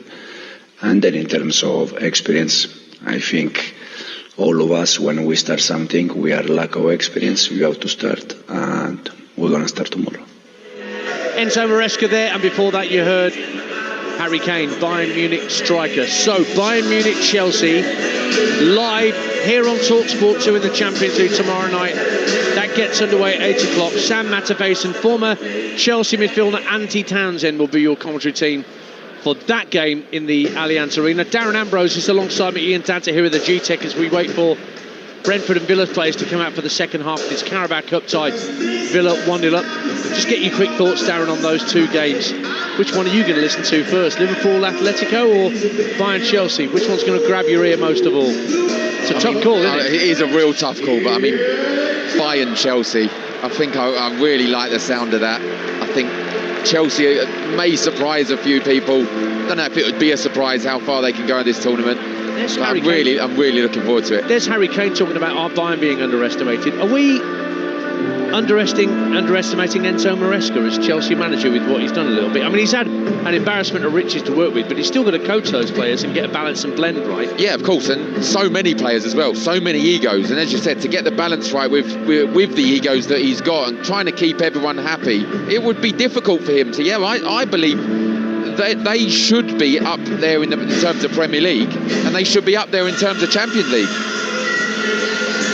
Well, back here at the G-Tech Stadium, Brentford's players are out, and there is going to be a change for Brentford at the start of the second half, and the Ukrainian Yarmolyuk is going to be coming on, and I'm scanning around the pitch, Darren Ambrose, to see who it is that's coming on, and I think it's the young defender Benjamin Arthur. Oh no, it's Janelt that's gone on. Forgive me, I can see Arthur just there.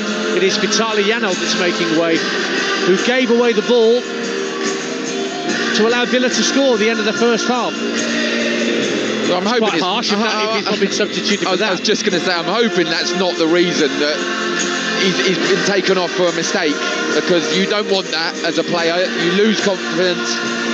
It was a moment of madness from him. I'm hoping it's more than that, and maybe he's picked up a slight injury. Well, Yarmolyuk, who's 21 years of age now, made 31 appearances in the Premier League last year, so he's getting more and more game time as his career develops at Brentford. Yarmolyuk, joined from Dnipro back in 2022, but has never scored for the Bees. That's the only change that's been made by either manager as we're about to restart the second half, and Brentford in their red and white stripes and black shorts and socks, kicking towards the left-hand side, the west stand, as we look from our position in the south stand. And Villa in their change strip tonight of all black shirts and shorts with white socks and a bit of light blue trim around the shoulders and the sides of the shorts. So a chance for Brentford to bring the ball forward early in this second half, try and make things count for Keith Andrews, but they've lost out a header from Carvalho, who's never going to beat Ezri Konsa in the air. Good ball up to halfway. Marlon guides it down for the goal scorer Harvey Elliott. Twists and turns to keep the ball away from Milambo, and then it's worked back for Konsa once again into the feet of Lamar Bogard. I'll run you through the lineups in just a tick, as Bogard has it on halfway. Short pass through to Marlon, then fed forward by Maatsen, looking for Guessin, but he couldn't get hold of that. And Brentford have it with Aaron Hickey. Tries to slide it down the right-hand side, but it ricochets away, and Yarmoleuk gives the ball back to his keeper. Plays the ball almost through the legs of Daniel Marlon to get it back to Valdimarsson. So for Brentford, Valdimarsson the keeper, Ayer, Vandenberg and Arthur in a back three. It's now Hickey, Yarmoleuk, Onyeka and Henry in the midfield for Milambo, playing behind Carvalho and Ouattara in attack. For Villa, Bizot the goalkeeper, Cash, Konsa, Torres and Maatsen, Bogard and McGinn, and then Marlon, Elliott and Sancho and Guessin in the front four, although Marlon is the player furthest forward for Villa tonight in this system of 4-2-3-1. Valdimarsson has the ball at his feet. 2 minutes gone in the second half. 1-0 to Villa. That was the score at half-time here on Talksport 2. Ball's played up to the centre of the Brentford half. Arthur, who's good, he's only 19, but he doesn't look it. He's got all the physical attributes required for a centre-half, hasn't he, Darren Ambrose? Tall, but he's got broad shoulders too. Yeah, he's a big lad, I tell you that. 19, what was he, under 21 player of the season last year for Brentford. And he's looked really good, comfortable, assured, good in possession, good on the ball. And like you said in the first half, they're trusting him as well. Yep, they're giving him the ball to send downfield. No thought that he's a weak link, despite his tender years, just 19, and the fact that this is his first ever Brentford appearance tonight. He's acquitted himself well, but Brentford are behind. Villa dispossessed by Carvalho, nipping back to the midway point of his own half. Little back heel from Milambo trying to get Ouattara away, but in the end Villa win it back, and it's Harvey Elliott scampering over the halfway line, feeds it to Guessin down the right hand side, heavy touch, and Rico Henry can protect that behind for a goal kick to the hosts away to our right hand side. With Brentford, they're going to be attacking the west stand away to our left in this second half on Talksport 2. Brentford scored with both their efforts on target at Bournemouth in round 2. Cherries had 18 efforts to B's 6 overall that night. And there's another Brentford injury down there. We had the Brentford goalkeeper go down. Now it's Christopher Ayer who's sitting down on the turf and stretching out there's a problem with his right knee, perhaps, Darren Ambrose? Yeah, it seems like that. And Yarmoleuk straight away looked over to the bench to Keith Andrews and done the substitution sign. So I can't see him staying on. They look to be readying someone in the Brentford dugout. It's the last thing you want. You sat inside at half time. You know what I did notice? Not to do with this, but for about 13 of the 15 minutes at half-time, there was no Brentford substitutions out here. The whole time Aston Villa subs were out here. They were preparing themselves in their little triangles, passing drills. And about 2 minutes to go before the players came out, a couple of the Brentford substitutions drifted onto the pitch. So I'd be interested to see if they are actually prepared once they get on the pitch. I'm impressed with you. I thought you only had eyes for the chocolate biscuits at half-time. The white chocolate biscuits. Yeah. Love them. Oh, yeah, he's getting quite militant about it, is Darren Ambrose. He prefers the white chocolate to the dark chocolate he's brought with him. Anyway, missing none of the action, you you won't be surprised to hear, because Aya still sat down, but there is going to be a change, and they are going to bring on Nathan Collins here, because Aya is not going to be able to continue. I don't think he is back on his feet, and he's trotting over to the far side, but I think Keith Andrews is probably thinking in his head, look, I don't need him to aggravate any problem he might have caused himself. So Collins is stripped and ready for action. Aya is on the far side, thinking he's going to be coming back on in a minute, and probably is. Collins putting his tracksuit top back on, so I got that one wrong, Hans. No, you're half right, because he was ready to come on. I can't whip you for that. I'll blame Jar Meliuk. He was the one who done it. Yeah, okay. Typical footballer. If in doubt, blame somebody else. We're back underway with the goal kick from Valdimarsson, flicked on by Milambo for Brentford, but Villa win it back. Vandenberg still waiting to come back on to see if he can indeed continue at the same level. Meanwhile, Matty Cash for Villa looks for Guesson, trying to get in behind Rico Henry, and he is, and onside into the area. Guesson across the face of goal, misses out. Mallon at the far post, Sancho hits the post, and it goes behind for a goal kick. A golden chance for Villa to double their lead after Guesson got in behind Rico Henry. Marlon couldn't convert the cross. Sancho hits the post, and Brentford are still only 1-0 down on Talksport 2. Oh, it's a great play. It's great play till the very end. Vandenberg played Guesson on. It's a great delivery down the line by Matty Cash. He gets him behind.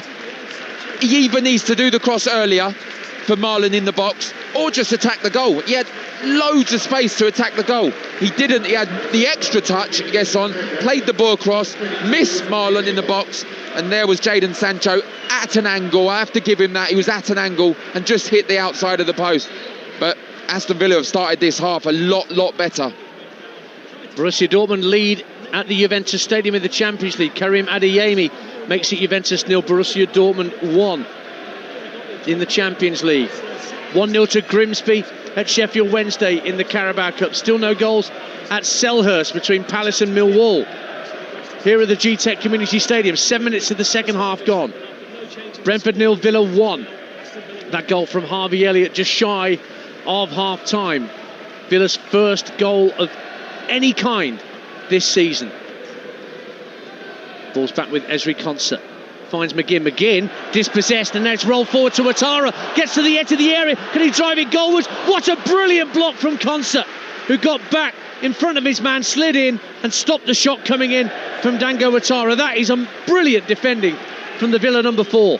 Absolutely magnificent. I thought he was way ahead of him, Ouattara. And he's tall, isn't he, Konsa? And he just dives at the last minute.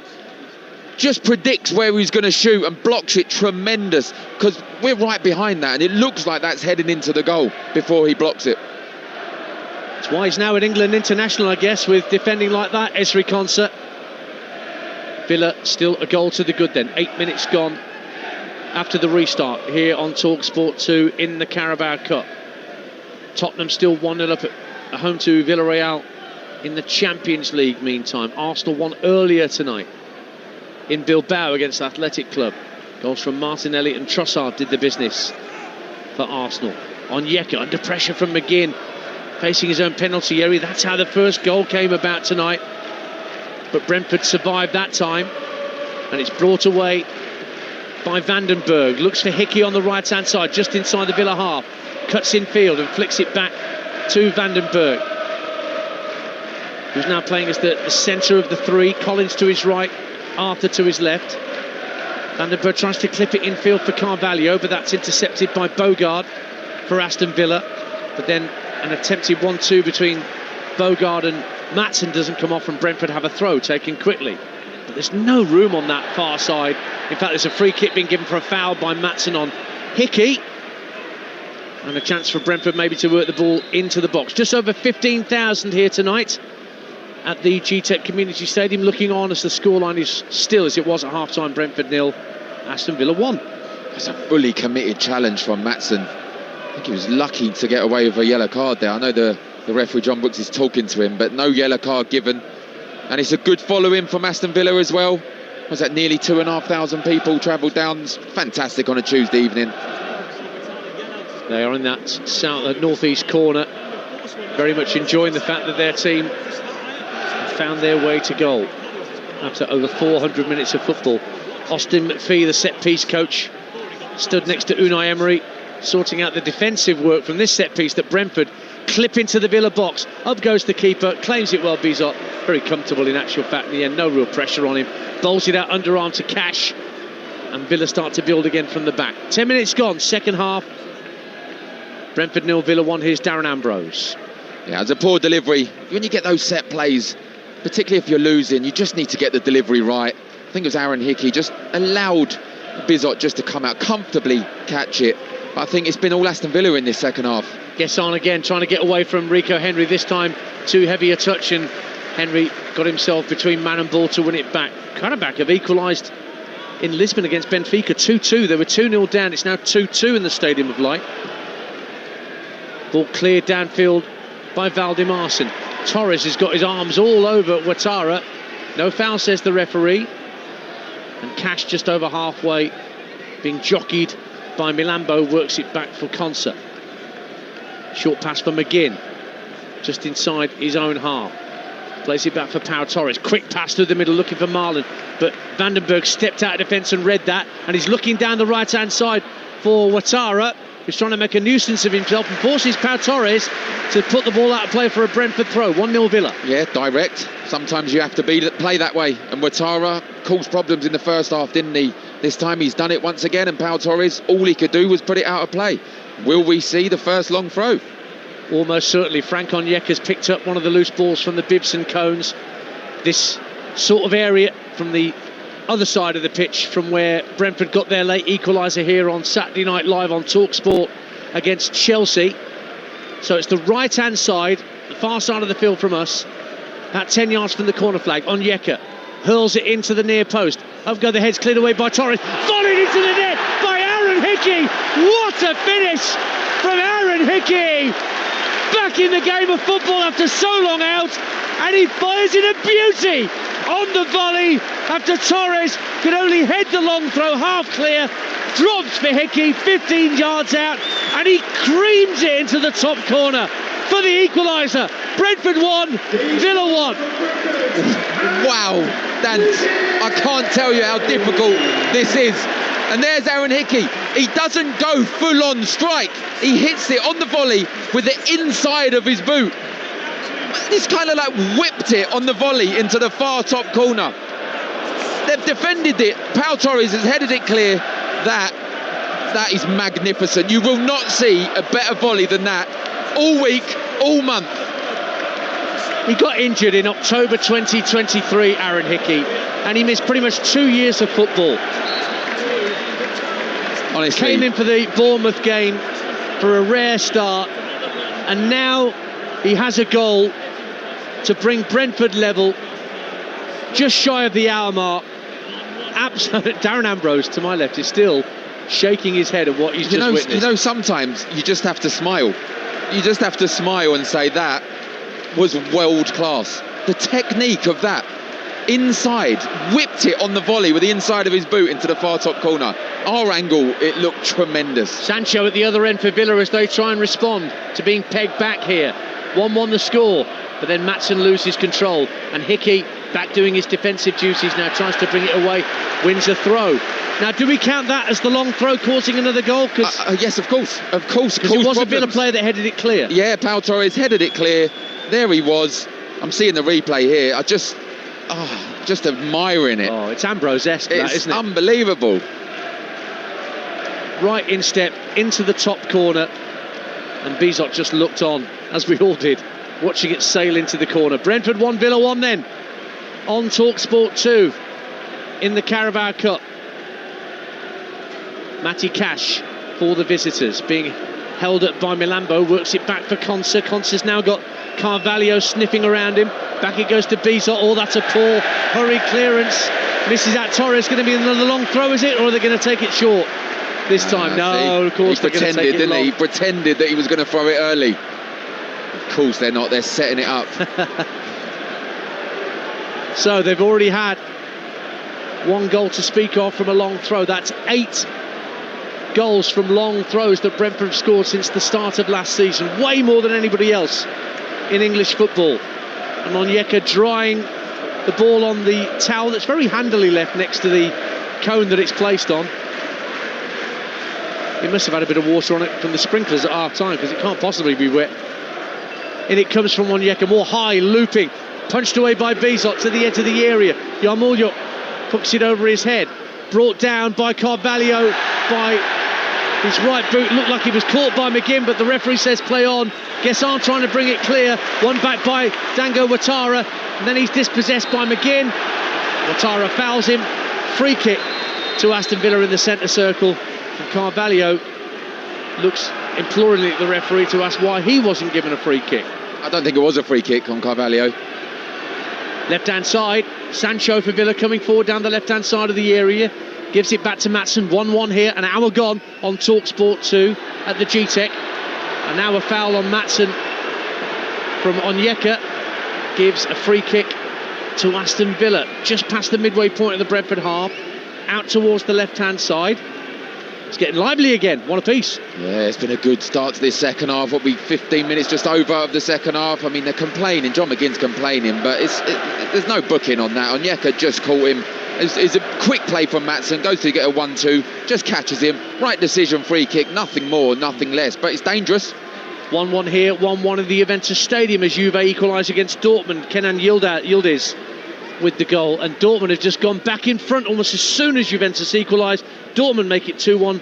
Felix and Mecha making it Juventus 1, Dortmund 2. Goals as they go in. Elliott for Villa takes the free kick down the left hand side of the area for Sancho, rolls it back to Maatsen at the edge of the box, doesn't shoot, he was being closed down by Yarmolyuk. Now it's Sancho again, darting down the left hand side of the area.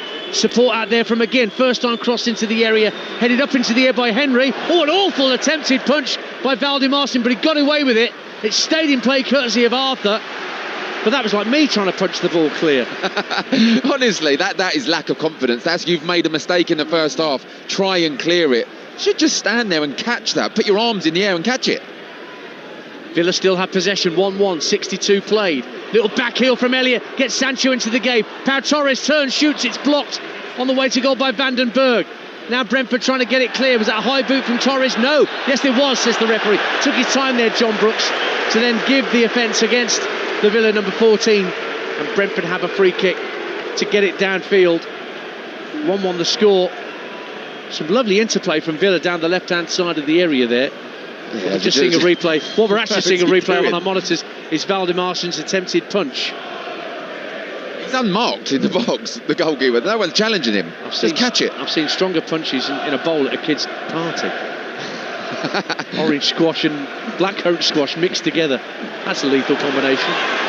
1-1. Here comes Rico Henry for Brentford, getting Ouattara away down the left-hand side of the area. Tries to whip the crossing, comes off Matty Cash, and that's been given us a throw by John Brooks, right by the corner flag on the left-hand side for the Bees. 1-1. They'd prefer it as a throw than a corner, wouldn't they? Oh, yes, you're right. They get the long throw in now. I think they were calling for the throw in. Well, Keith Andrews was the set-piece coach at Brentford under Thomas Frank last year.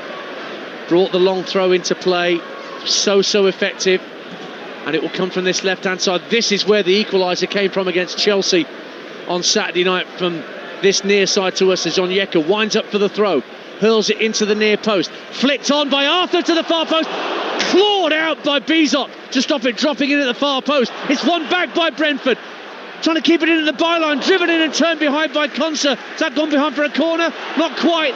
Konsa clears it again. Pinball inside the Villa box. Now it's Yarmolyuk darting down the right-hand side of the area, tries to clip it across for a teammate. Villa hurriedly get it clear. Sancho keeps it in play on the far side, and then Maatsen just puts his boot through it and does find Daniel Marlin just shy of halfway, and Villa can launch a counter-attack here. Matty Cash sprinting forward from right back. Guesson wants it on this right wing. Cash has gone on the overlap, but Guesson goes in field for Harvey Elliott. Now McGinn, centre of the Brentford half. Just to his left is Bogard. Now Marlin turns and faces the penalty area towards the left-hand side. Given out to Ian Maatsen. Sancho, once again, faced up by Hickey. Gets the ball on his right foot. Thought he was going to send it into the box then, but instead it's rolled back into central midfield. Cash now picks it up inside right finds Guessant on the right wing, not quite at the right-hand corner of the Brentford penalty area. Tries to play a 1-2, does he? It's given away. Brentford get it half clear up to the halfway line, but Konsa just nips in front of Carvalho. Neatly done by a central defender that is growing and growing in confidence every time I see him play football, whether it's club or country. 1-1 here. 25 minutes to go. Maatsen for Aston Villa. Good strong run down the left-hand side. Sancho in support. Tries to give it back to Maatsen. Again, a bit of ricochet and a bit of pinball of legs on that far side. And Brentford put the ball out of play. In the end, Villa have won a throw. Good, industrious work from Jadon Sancho to force the throw. But there's a Brentford player down hurt. Once that throw had been won. And it's Hickey that's down. He was clever, Hickey. He was off the pitch. He rolls back on the pitch. As he goes, he's just off and he rolls back and allows the referee. The referee has to stop. You cynic. Mind you, you're an ex-player, you know what you will do. So he's rolled back onto the pitch to make sure he gets He's fine, look, he's up. Yeah, he's up. He doesn't need any treatment. Double change coming up for Villa, including a former Brentford player. That's happening in just a moment. Meantime, the visitors coming forward again down that left-hand side with Jadon Sancho. Lovely ball in field for Marlon. Takes it onto his right, but the shot is high, wide, and not particularly handsome from Daniel Marlon. And that will prompt this double substitution for Aston Villa. And Harvey Elliott, the goal scorer, is going to make way for Ollie Watkins, once of Brentford. What do you make of that change? Well, it's a fairly obvious change in one respect. Darren Ambrose to give them an actual number 9 goal threat. Rodgers coming on for Marlon is the other change for Aston Villa. Surprised with the Harvey Elliott coming off, in all honesty. I think someone has to come off, but I'd like to have seen Harvey Elliott playing just behind Ollie Watkins, but Morgan Rodgers on as well. Real intent. He sees something, Unai Emery, that maybe he can go on and win this match. Well, Milambo has also been substituted by Keith Andrews for Brentford, and on in his place has come on loan Reece Nelson to enter the fray. Nelson, who's on loan from Arsenal for the season, made 90 appearances for the Gunners. I saw him score one of the most dramatic late goals ever against Bournemouth in a Talksport 2 commentary at the Emirates. Now there's a foul immediately on Nelson as he gets down the right-hand side. Yellow card administered by John Brooks to Lamar Bogart for that challenge. Getting involved already, Reece Nelson. 1-1 the score here. Yeah, it's a dangerous position as well, this free kick. We've seen how dangerous they are from throw-ins. Just got to get the delivery right. I think last time the delivery was a little bit high and allowed Valdemarson to come and collect it. Bizot, sorry, to come and collect it. Just need to get this right now. So, free kick down the right-hand side for Brentford at 1-1. We're into the last quarter of this game. Remember, if we're level after 90 minutes, we go straight to penalties. There's no extra time at this stage in the Carabao Cup. Carvalho then to take it, about 3 or 4 yards in from the far touchline. Right-footed, clips it into the near post. Headed goals by Ouattara, but actually well over the top. Keeper had it covered. Goal kick to the Visitors. 1-1 it stays on Talksport 2. Better delivery. Carvalho kept it away from the goalkeeper. Ouattara first to react, jumps the highest. He's a long way out. He's 12, 13 yards near the penalty spot. It's got to be some header to beat Bizot from there. Cash for Villa. Rolls it up to Guessant. Shows good strength on halfway to hold off Arthur and hold off Henry, but he's dispossessed in the end by a combination of Carvalho and Yarmolyuk. Arthur knocks it in field to Onyeka, and it's sent all the way back to the Brentford back three, and Vandenberg will find Benjamin Arthur.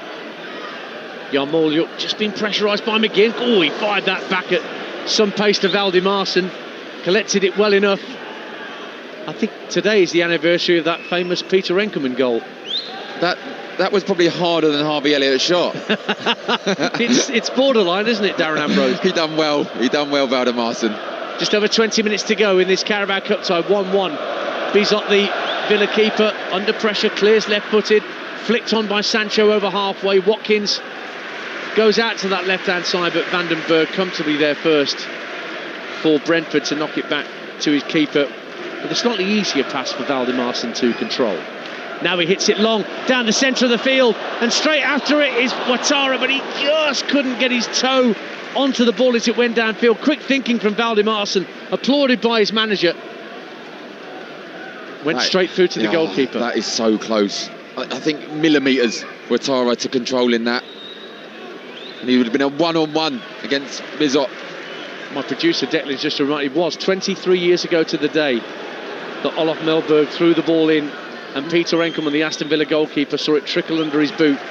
I mean, I never doubted you, Dan, so I didn't have to Google. Well, you know, I understand Deck having to. He doesn't trust me. Here's Ouattara inside the area for Brentford. Great skill, gets to the byline, wins a corner off Maatsen. Did not give up, Dango Ouattara, when he had two players around him. He's just fallen to the deck, just holding the back of his right calf. But some brilliant skill from Dango Ouattara wins Brentford a corner at the West End end away to our left. 1-1. He's played really well today, Dango Ouattara. I don't know what the issue is. We just watched the replay. It didn't look like it was a kick or anything. Maybe a bit of cramp, I don't know. But he's up. They're pleased he's up as well. The cheer when he got up. I think just a bit of a kick on his calf inadvertently as he was trying to create that opportunity at the dead ball line. So, corner kick at the northwest corner to be taken by Fabio Carvalho. Right-footed outswinger to come from Carvalho. Collins is standing closest to the Villa keeper Bizot in a Brentford shirt. A few Brentford players looking to make a run from the edge of the area. In it comes to the near post. Poor corner. That won't go down in the set-piece playbook for Keith Andrews. Goes straight out for a throw on the far side to the Bees. But that is a long throw opportunity. So, you know, 6 of one, half a dozen of the other, I guess. 1-1. They'd have preferred the long throw, to be honest. Been poor delivery, actually, from the free kick, wide free kicks and corners. The throw-ins have been nothing but it's played it short. Revolutionary. Sent it back to Yarmolyuk, tosses the ball into the area, headed up by Collins. Where's that going to drop? Inside the area, Vandenberg trying to get something of it, but Guesson gets it clear, half clear for Villa. McGinn just lofts it with the instep up to the halfway line, asking Sancho to give chase, but it was comfortably Yarmolyuk there first. And he plays a 1-2, keeps the ball in field, just keeps the ball away from Rodgers and Watkins, the two Villa substitutes who were converging on him. Played out to this left-hand side, and Fabio Carvalho plays the ball in field. Onyeka takes a touch, caught by Bogard. Better be careful, he's on a yellow card, Lamar Bogard. Free kick to Brentford.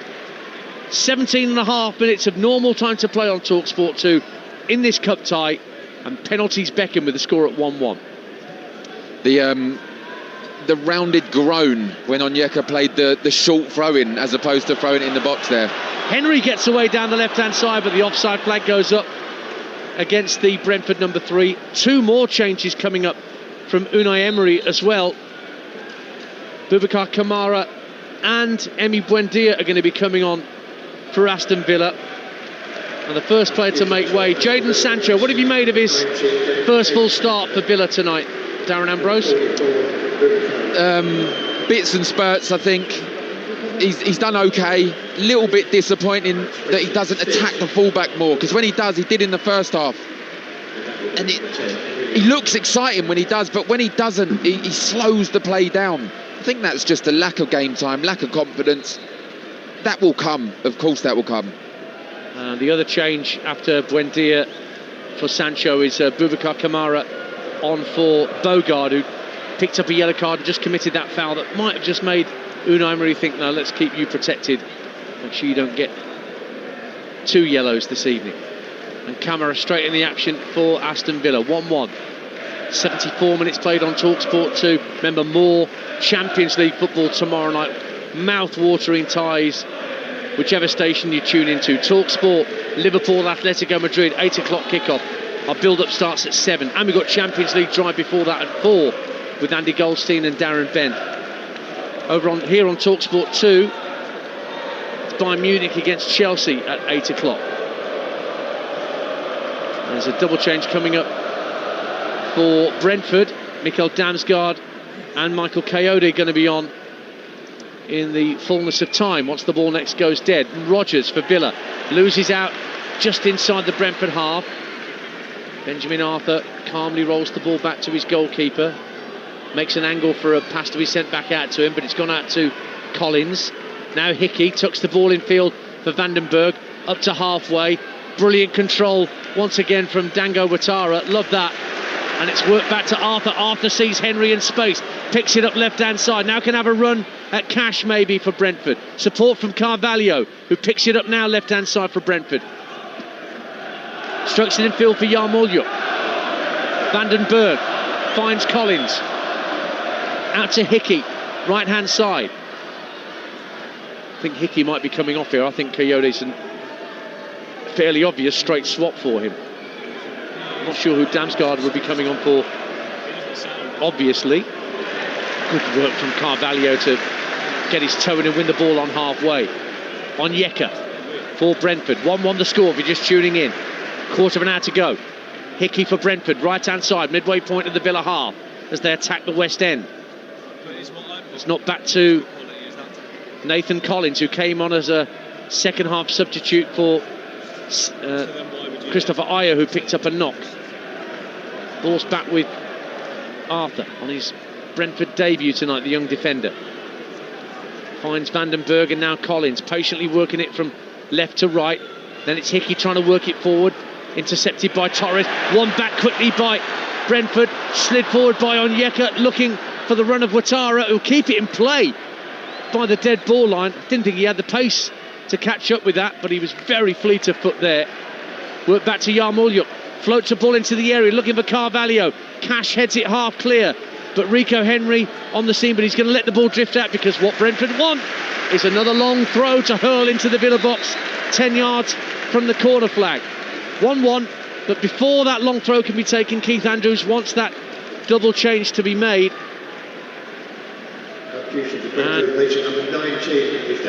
Dango Ouattara has really put a shift in tonight, and that's being appreciated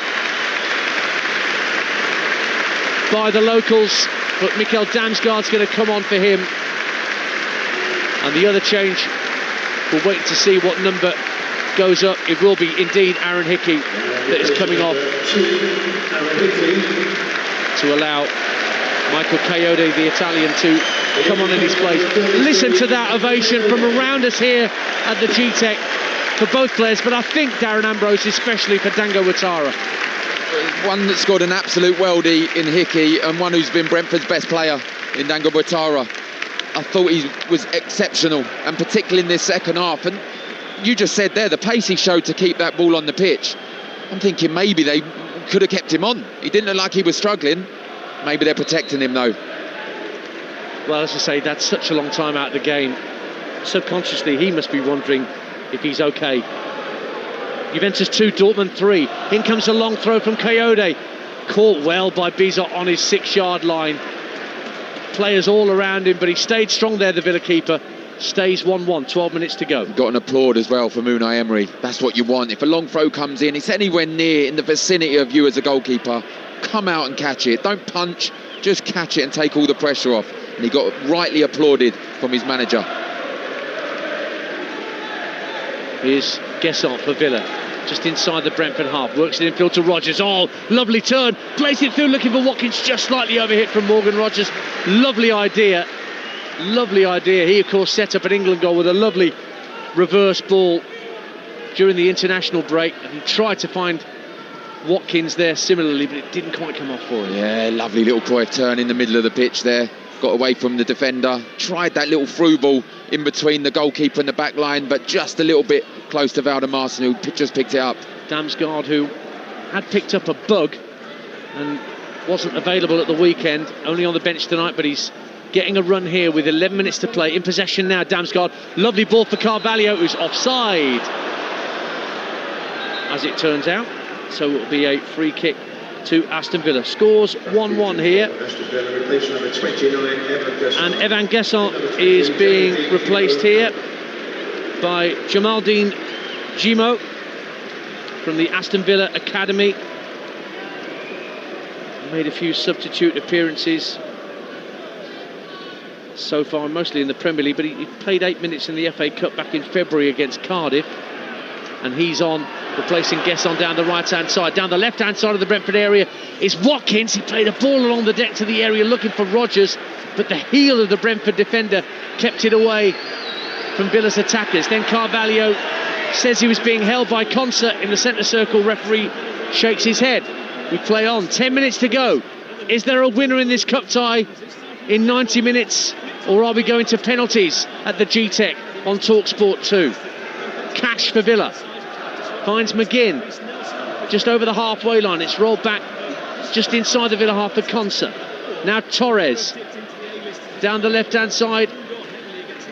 Finds Buendia, who's not yet made 100 appearances for Villa, despite being at the club for quite some considerable time. Now it's with Jimo. Plays it back to halfway, and Konsa once more. Tall, rangy-looking midfielder Jamaldine Jimo. Boubacar Kamara finds Buendia. Now swung in by Torres. Deep cross to the far post, beyond the far post for Matty Cash. Brings it down by the dead ball line.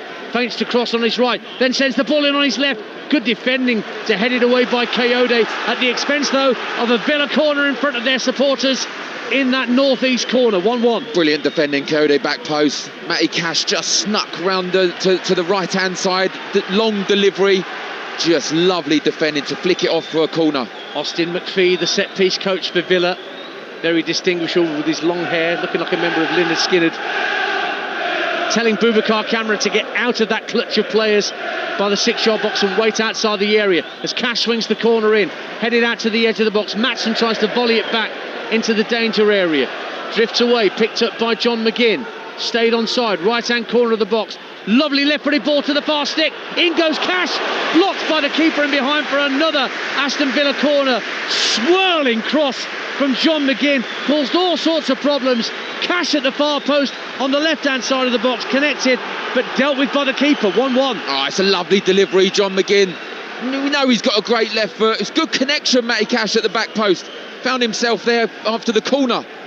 Another good save, Valdemarson, and he's cheering and celebrating like he's just scored. Cash with the corner in front of those Villa fans, cheering him on. Onto the 6-yard line, punched away by Valdemarson. Kamara keeps it alive. Then McGinn tries to lob it up into the air. Drops on the 6-yard line. Cleared away in the end by Brentford. No penalty. There were claims for a penalty, and there's a wag of the finger from John Brooks, the referee, towards the Villa players asking for that spot kick. But it's out of play. Keith Andrews lobs a energy gel onto the pitch, which has made its way to the youngster Benjamin Arthur, so we can get a bit of extra pep for these last 7.5 minutes. I can tell you that Grimsby have knocked out Sheffield Wednesday in the Carabao Cup, and Deck, my producer, my redoubtable producer, has got a great stat. It's their second ever win at Sheffield Wednesday. They first played at Hillsborough, then called the Owlerton Stadium, on New Year's Day 1900. Oh, Jimo across the face of goal for Aston Villa, but the whistle's gone for a foul by him on Rico Henry. That's a free kick to Brentford. 1-1, so congratulations to Grimsby Town. Magnificent. They're through to the next round of the Carabao Cup, and Crystal Palace are in front against Millwall. Chris Richards, the American defender, puts Palace in front late on against Millwall in the London derby. Darren Ambrose expression barely changed with that Palace goal, but if I tell him that Tottenham is still 1-0 up against Villarreal, punching the air. All my teams are winning today. Brilliant. Dortmund 4-2 up at Juventus in the Champions League, and Real Madrid down to 10 men. They've had Daniel Carvajal sent off, but another penalty from Kylian Mbappe makes it 2-1. And now Karabakh lead at Benfica. They were 2-0 down. Now they're 3-2 up. Villa coming forward, looking to get a winner here. Lobbed it forward, looking for Watkins at the edge of the area. Headed away by Vandenberg, but McGinn gets onto the ball midway point of the Brentford half. Squares it left for Maatsen. Now Pau Torres takes over. Torres held up by the Brentford back line. Played back to McGinn, and he's forced to go back to halfway in concert. 5.5 minutes to go. 1-1 the score on Talksport 2. in the Carabao Cup. Boubacar Kamara, good ball to find Buendia inside left channel, trying to trick his way in field.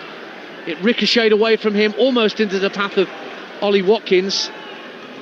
But instead, Brentford dealt with it at the back. But a poor clearance, straight to Pau Torres. His ball in field, finds Rodgers, lovely turn, gets the shot away at the edge of the area, but straight to the goalkeeper who dealt with it well. 1-1. He did deal with it well this time. Exactly the same thing. A low shot straight at him. This time he got his leg down there in front, didn't allow it to go through like a wall, and saved it comfortably, as he probably should have done the Harvey Elliott one. But it's all Aston Villa at the moment, last 5 minutes. But it's still 1-1. We are into the last 5 minutes at the G-Tech here on Talksport 2, with a penalty shootout to follow if things stay as they are. But there's time enough for a winner for either of these sides, but at the minute Villa look the more likely. Meantime, Onyeka inside his own half, being pressurised by Kamara, gets the ball to Arthur. Arthur plays the ball on the deck up to halfway for Carvalho, holds off McGinn. Good ball in field from Henry to find Damsgaard, who nutmegs Kamara, brings it into the Villa half, plays it out left for Carvalho, onside, into the area, onto his right foot, shoots, and it's blocked by the head of Esri Konsa. Comes out to Collins, right hand side for Brentford.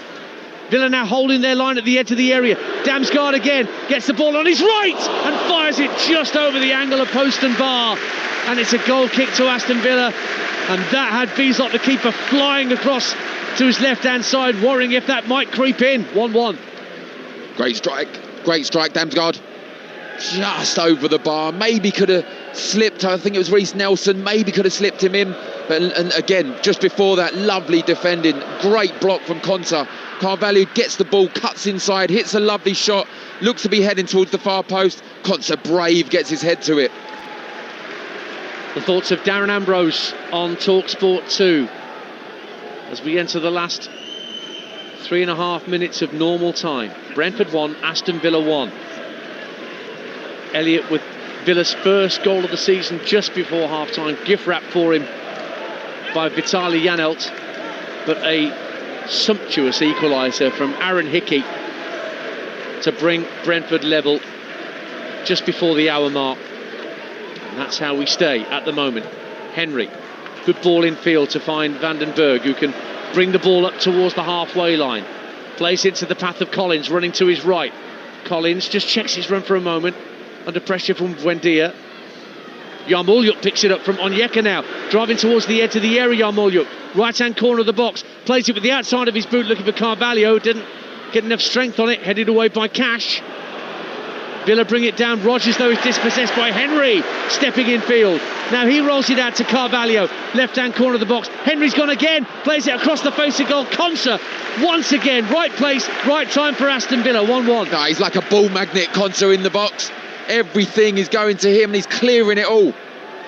It's a good end-to-end finish to this match. What in the 88th minute? Damsgaard for Brentford, up to the edge of the area. Nelson trying to turn and face goal, feeds it out to Carvalho, left-hand side. Carvalho jinks in field, right-footed ball to the far post, headed across the face of goal, out by Torres, and there's an offside flag up against, I think it was Onyeka, was it? Might have been a Coyote, in actual fact. It was offside, who pushed forward, so Villa get a free kick in their own 18-yard box, which they've taken short. 90 seconds of normal time to play. About to find out as well how much additional time we will have that will separate us from a penalty shootout. McGinn just caught by Carvalho, almost took the ball off his toe, in a similar position to where McGinn robs Janelt at the end of the first half. But it was given as a foul by the referee. Free kick Villa. Yeah, it was close. It was one of those close ones. He tried exactly as John McGinn done in the first half with on Janelt, exactly as you said. Just tried to get the wrong side of him. Didn't see him. In the end, he just spotted him, didn't he, John McGinn? Got his body there, and a foul. 1-1 then, into the last minute of normal time. Beaslot, the keeper for Aston Villa, bedecked in all yellow. Long ball downfield looking for Watkins. Headed away by Vandenberg, only as far as Maatsen. Now Watkins again picks it up left-hand side. Once part of that BMW three-man front line at Brentford here, with Mburmo. Oh, Henry almost got the ball away from Matty Cash, but it was one back. Now left-hand side, Buendia. He finds Maatsen, midway point of the Brentford half, plays it in field for Camara. Torres now finds McGinn, back for Boubacar Kamara, looking for an option, goes out left for Maatsen, bit of space to deliver a cross, puts the cross in, headed out by Arthur, only as far as Cash for Villa. Moving into 4 minutes of minimum stoppage time now. 4 minutes have been added on by the referee. Here's McGinn for Villa, lifting it down the left right-hand side of the box. Morgan Rogers gets to the byline, tries to pull it back. Great defending by Benjamin Arthur, and it's out of play for a Villa throw, 1-1. Yeah, really, really good defending from the young Benjamin Arthur. And as he's come out, he looks to be absolutely shattered, doesn't he? He's hobbling everywhere, but he's doing a job for his team. And he's another one of those energy gels. McGinn with a swirling cross, but this is much more comfortable for the keeper Valdemarson to claim after that previous one. Found Matty Cash at the far post with a brilliant ball from McGinn that was pushed behind for a corner by Valdemarson that came to nothing. Rolls the ball out in front of his feet and then plays it left to Arthur. Gets his head up, plays it along the deck up to halfway. Knocked down by Reece Nelson, easily picked off by McGinn, and Villa have it once more. Buendia finds Camara just in front of the centre circle, plays a central ball through to Rogers, but he's dispossessed by Damsgaard. Brentford try and launch a counter-attack, and that's a clear obstruction by John McGinn, who's playing the man, not the ball. Free kick for Brentford. Yarmolyuk wants to take it quickly, and then thought better of it. 1-1. And Real Madrid 2, Marseille 1, and full time at the Tottenham Hotspur Stadium. That early own goal has seen Thomas Frank, the former Brentford manager, through in his first experience of the Champions League as a Tottenham manager. And it's Spurs 1, Villarreal 0. Never in doubt. Rico Henry for Brentford in stoppage time down the left-hand side. Tries to get the cross in, blocked by John McGinn. Comes back to Mikel Damsgaard, tight to this near touchline. Rolled back to Yarmolyuk. Now out to the right-hand side, inside right channel. Kayode plays it back into his own half, and back it goes from Arthur to the keeper Valdemarson. Right-footed, just thumps it downfield, but nobody's made a run in a red and white striped shirt. Bounces through to Bizot. 2 minutes of that minimum 4 have gone. Juventus 4, Dortmund 4. What a match. They were 4-2 down, Juve. Vlahovic got the third. Couldn't tell you who's got the fourth. But it's all semantics. It's 4 apiece at the Juventus Stadium in the Champions League. Karabakh still 3-2 up the Azerbaijan team at Benfica. That could be the shock of the night in the Champions League. Arsenal won 2-0. You heard it live on Talksport earlier at Athletic Club. Brentford coming forward deep in added time, trying to prevent penalties, which is what we're set for here at 1-1. Ball cleared away by Villa. One last chance for them to come forward, maybe. Rogers in the centre circle on the half turn, brilliant, brings it forward into the Brentford half, options left and right. Rogers going alone, good save by Valdemarson, plunged low to his right and kept it out when Morgan Rogers looked to be doing it all himself. What a run and what a save. Equal to it, Valdemarson. He's made up for his mistake in the first half. He's kept his team in it. And now Brentford maybe have one last opportunity to come forward. Kayode tries to head it down for a teammate on halfway. Handball by Nathan Collins as Villa tried to bring it forward. He's claiming it came off the old T-shirt line. That's the law, isn't it? T-shirt line. I mean, it looked like that to me as well. We're just seeing a replay now. Buendia hits it. Oh, that's handball. That's handball. He stuck his elbow out there. Fair enough. So a free kick for Aston Villa in the Brentford half, only about 15 yards inside it to the left of centre. Brentford holding a very high line, a good 20 yards from goal. McGinn sends the free kick out to Cash, right hand side. Matty Cash, ball in with his left foot, headed up and half cleared by Brentford. Further clear, and the referee blows the full-time whistle, and penalty kicks will be required to decide which of these Premier League sides goes through to round 4 of the Carabao Cup.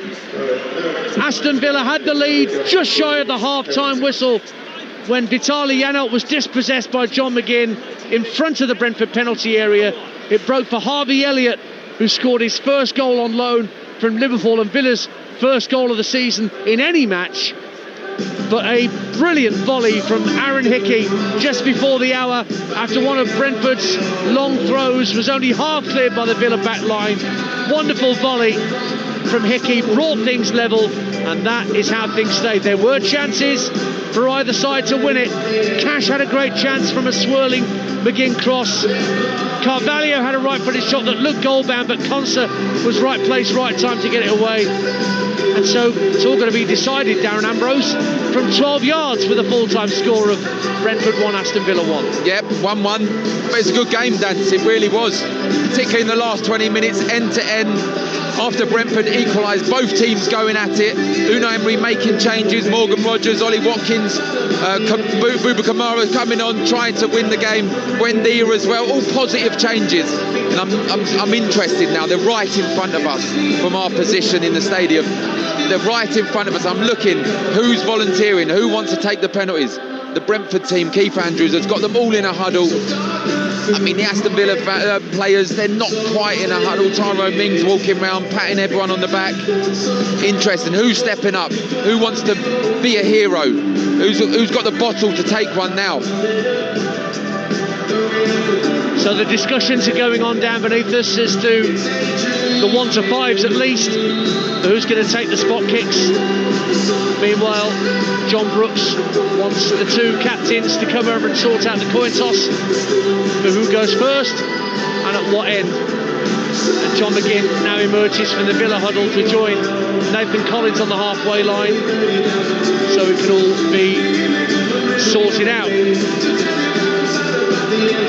Unai Emery, sorry, that's Unai Emery, very animated with Morgan Rogers at the moment down in front of us.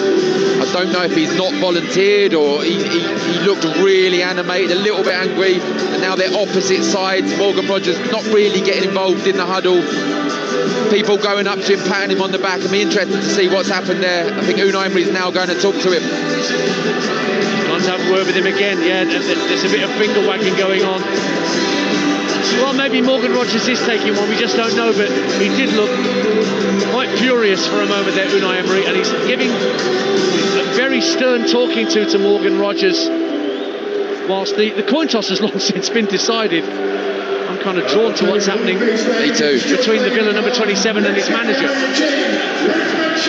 But eventually the players are asked by the referee to go to the halfway line. The penalties are going to be taken the end to our right, the east end, so there are both Brentford and Villa fans at that end of the stadium. We'll see what's going on.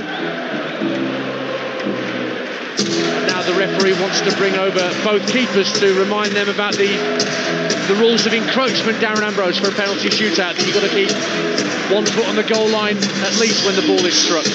Yeah, that's been long enough now, that rule, so they shouldn't get it wrong. They shouldn't. And look, people say that it's a lottery. I'm not so sure. It's about confidence now. It's about who's got that confidence, who's got the bottle to step up and say, I'm the penalty taker, I'm going to score. I don't see any water bottles being used by either Valdimarsson or Bizot with scribblings and daubings on the side. So it's going to be pure instinct, I guess. And Villa have first dibs in this penalty shootout, and it's John McGinn, who got 4 goals last season for Villa, getting on for 300 appearances since his move from Hibs. He's first up in the shootout, left-footed, and it's saved by Valdimarsson, plunging to his right, and Brentford are off to the best possible start as McGinn, the Villa captain, is denied by Valdimarsson. He's gone early. Valdimarsson has gone early. He's clearly done his homework. There's no bottles, as you said, but he's done his homework. As we see, it's a weak penalty. It's not really in the corner. It's a good save. Fabio Carvalho is next up to take the first penalty for Brentford. Cost thick end of £30 million from Liverpool after his move from Fulham really didn't go the way he would have wanted up at Anfield. Scored 2 goals this season, including one at Bournemouth in round 2. What can he do from 12 yards against Bizot, who's jumping up and down on his goal line? Carvalho about 3 paces back from the ball. Up he steps, right-footed, and sends the keeper the wrong way. puts it in the bottom right-hand corner, and Brentford are off the mark. 1-0 after a penalty apiece. Brilliant penalty, confident. Never, you know what, I was watching him, I never felt he was going to miss. He had that little stutter just before he kicked it, and just sent Bizot the wrong way. Ollie Watkins, 143 appearances and 49 goals as a Brentford player before he moved to Aston Villa in 2020. Hasn't scored this season, got a chance to at least notch something in a penalty shootout here. As Valdimarsson waits on the goal line. Boos around the stadium for their former striker. Watkins with a very straight run up as he stands on the 18-yard line, then jogs to his left, up he steps then, right-footed, and blocks it into the bottom left-hand corner, sends Valdimarsson the wrong way, and Villa are off and running in this penalty shootout. Now that's bottle. I took my headphones off, Dan, just to listen to that. The boos echoing around the G-Tech Stadium. Didn't bother Ollie Watkins one bit, sent the goalkeeper the wrong way, neatly struck into the corner. Reece Nelson is next up for Brentford's second penalty. Was on loan at Fulham last season from Arsenal, got a couple of goals there. So the Brentford substitute to take Brentford's second penalty. Up he steps, right-footed, and blasts it into the top left-hand corner. Bizot guessed right, but it was well above his despairing right arm. And after two penalties apiece, Brentford lead 2-1. Again, lovely penalty, top left-hand corner, brilliant. I did feel didn't do much in the game, Reece Nelson, when he came on in the 68th minute.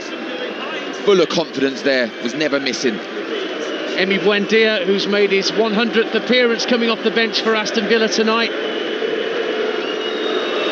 4 years since he left Norwich City for Aston Villa. Short run up for Buendia, right-footed, two steps and rolls it gently into the bottom left-hand corner. Very cool from Emi Buendia. 2-2, but Brentford haven't taken their third spot kick yet, and coming forward to take it, it's Yeho Yarmolyuk, the Ukrainian. Cool, calm, collected. Emi Buendia, again another one full of quality, we know that. Sent the goalie the wrong way, just waited for him to move, put it the opposite way in the bottom left hand corner. So the Ukrainian Yeho Yarmolyuk places the ball on the spot up against Bizot, right-footed, right down the middle. Bizot had dived to his left. If he'd stayed where he was, that would have been a comfortable save, but Brentford 3 out of 3 with their penalties. They lead 3-2 in the shootout as Matty Cash steps forward for Aston Villa. I'm going to be honest, Dan, I don't like those ones. When you go down the middle, I always feel you're not confident. You have to go down the middle. But if the goalie moves, it goes in. It's a fair play. Yarmolyuk looked confident. Straight down the middle. Goal. Matty Cash scored 2 goals for Poland in the last international break. What's he like from 12 yards in a penalty shootout? He's up next for Villa, up against Valdimarsson. Again, the boos ring around the G-Tech. Cash steps up, right-footed save by Valdimarsson. Then one kick away from the 4th round. Valdimarsson again plunged to his right, turned it round the post, and now if Damsgaard scores, it's all over Red Rover. What a save. Best save of the penalty shootout. Brilliant. He kept his team in it, didn't he? Valdimarsson towards the end of the match. And that is sensational, that save. That is right in the corner. He's dived early, tipped it round the post. Brilliant save. May have been a good height, but brilliant save. And so Mikkel Damsgaard making his 100th appearance tonight for Brentford can set the seal on their passage to round 4 with this penalty against Bizot. Up steps Damsgaard, right-footed, slides it into the bottom corner. Brentford are through. The Bees make it to round 4, knocking out another Premier League side as they did in the last round. This time they've done for Aston Villa, but they needed penalties to do it, and Valdimarsson's getting all the hugs, all the credit, all the joy. He let Harvey Elliott's shot slip through his fingers when Villa took the lead just before half-time. He made some crucial saves in the second half from Cash and from Morgan Rogers, and then made 2 saves in the penalty shootout to see Brentford through to round 4. Darren Ambrose.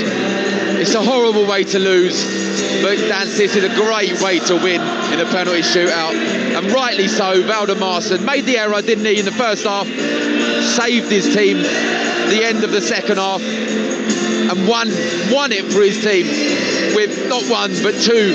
And the second save was absolutely fantastic. You'd have to say it was a good match, but overall I'd say Brentford were the better side, did deserve the win. As he said, it's a horrible way to go. I'm interested to see what was the Morgan Rogers situation there. But well done Brentford, good win, and they're through to the next round. Darren, thanks very much as always for being with us tonight on Talksport 2. The sports bar's about to get underway over on Talksport with Jamie O'Hara and Jason Cundy. And Brentford and Villa fans, we will do our best to bring you live interviews from the tunnel with both Unai Emery and victorious manager Keith Andrews through the course of the sports bar. But you can get your calls into Jamie and Jason right now on 03717 22 33 44 on a busy night of football. North London celebrating as both Arsenal and Spurs winning the Champions League, and a bit of celebration in West London as well, as Brentford make it through to the next round of the Carabao Cup, beating Aston Villa 4-2 in a penalty shootout after a 1-1 scoreline on 90 minutes. Next up on Talksport 2, it's a new episode of Following On, our cricket show. Thanks for your company. Don't forget, a bumper night of Champions League football across the network tomorrow night. Make sure you're with us so you can choose between Liverpool against Atletico Madrid or Bayern Munich against Chelsea on your home of the Champions League and so much more. Talksport and Talksport 2.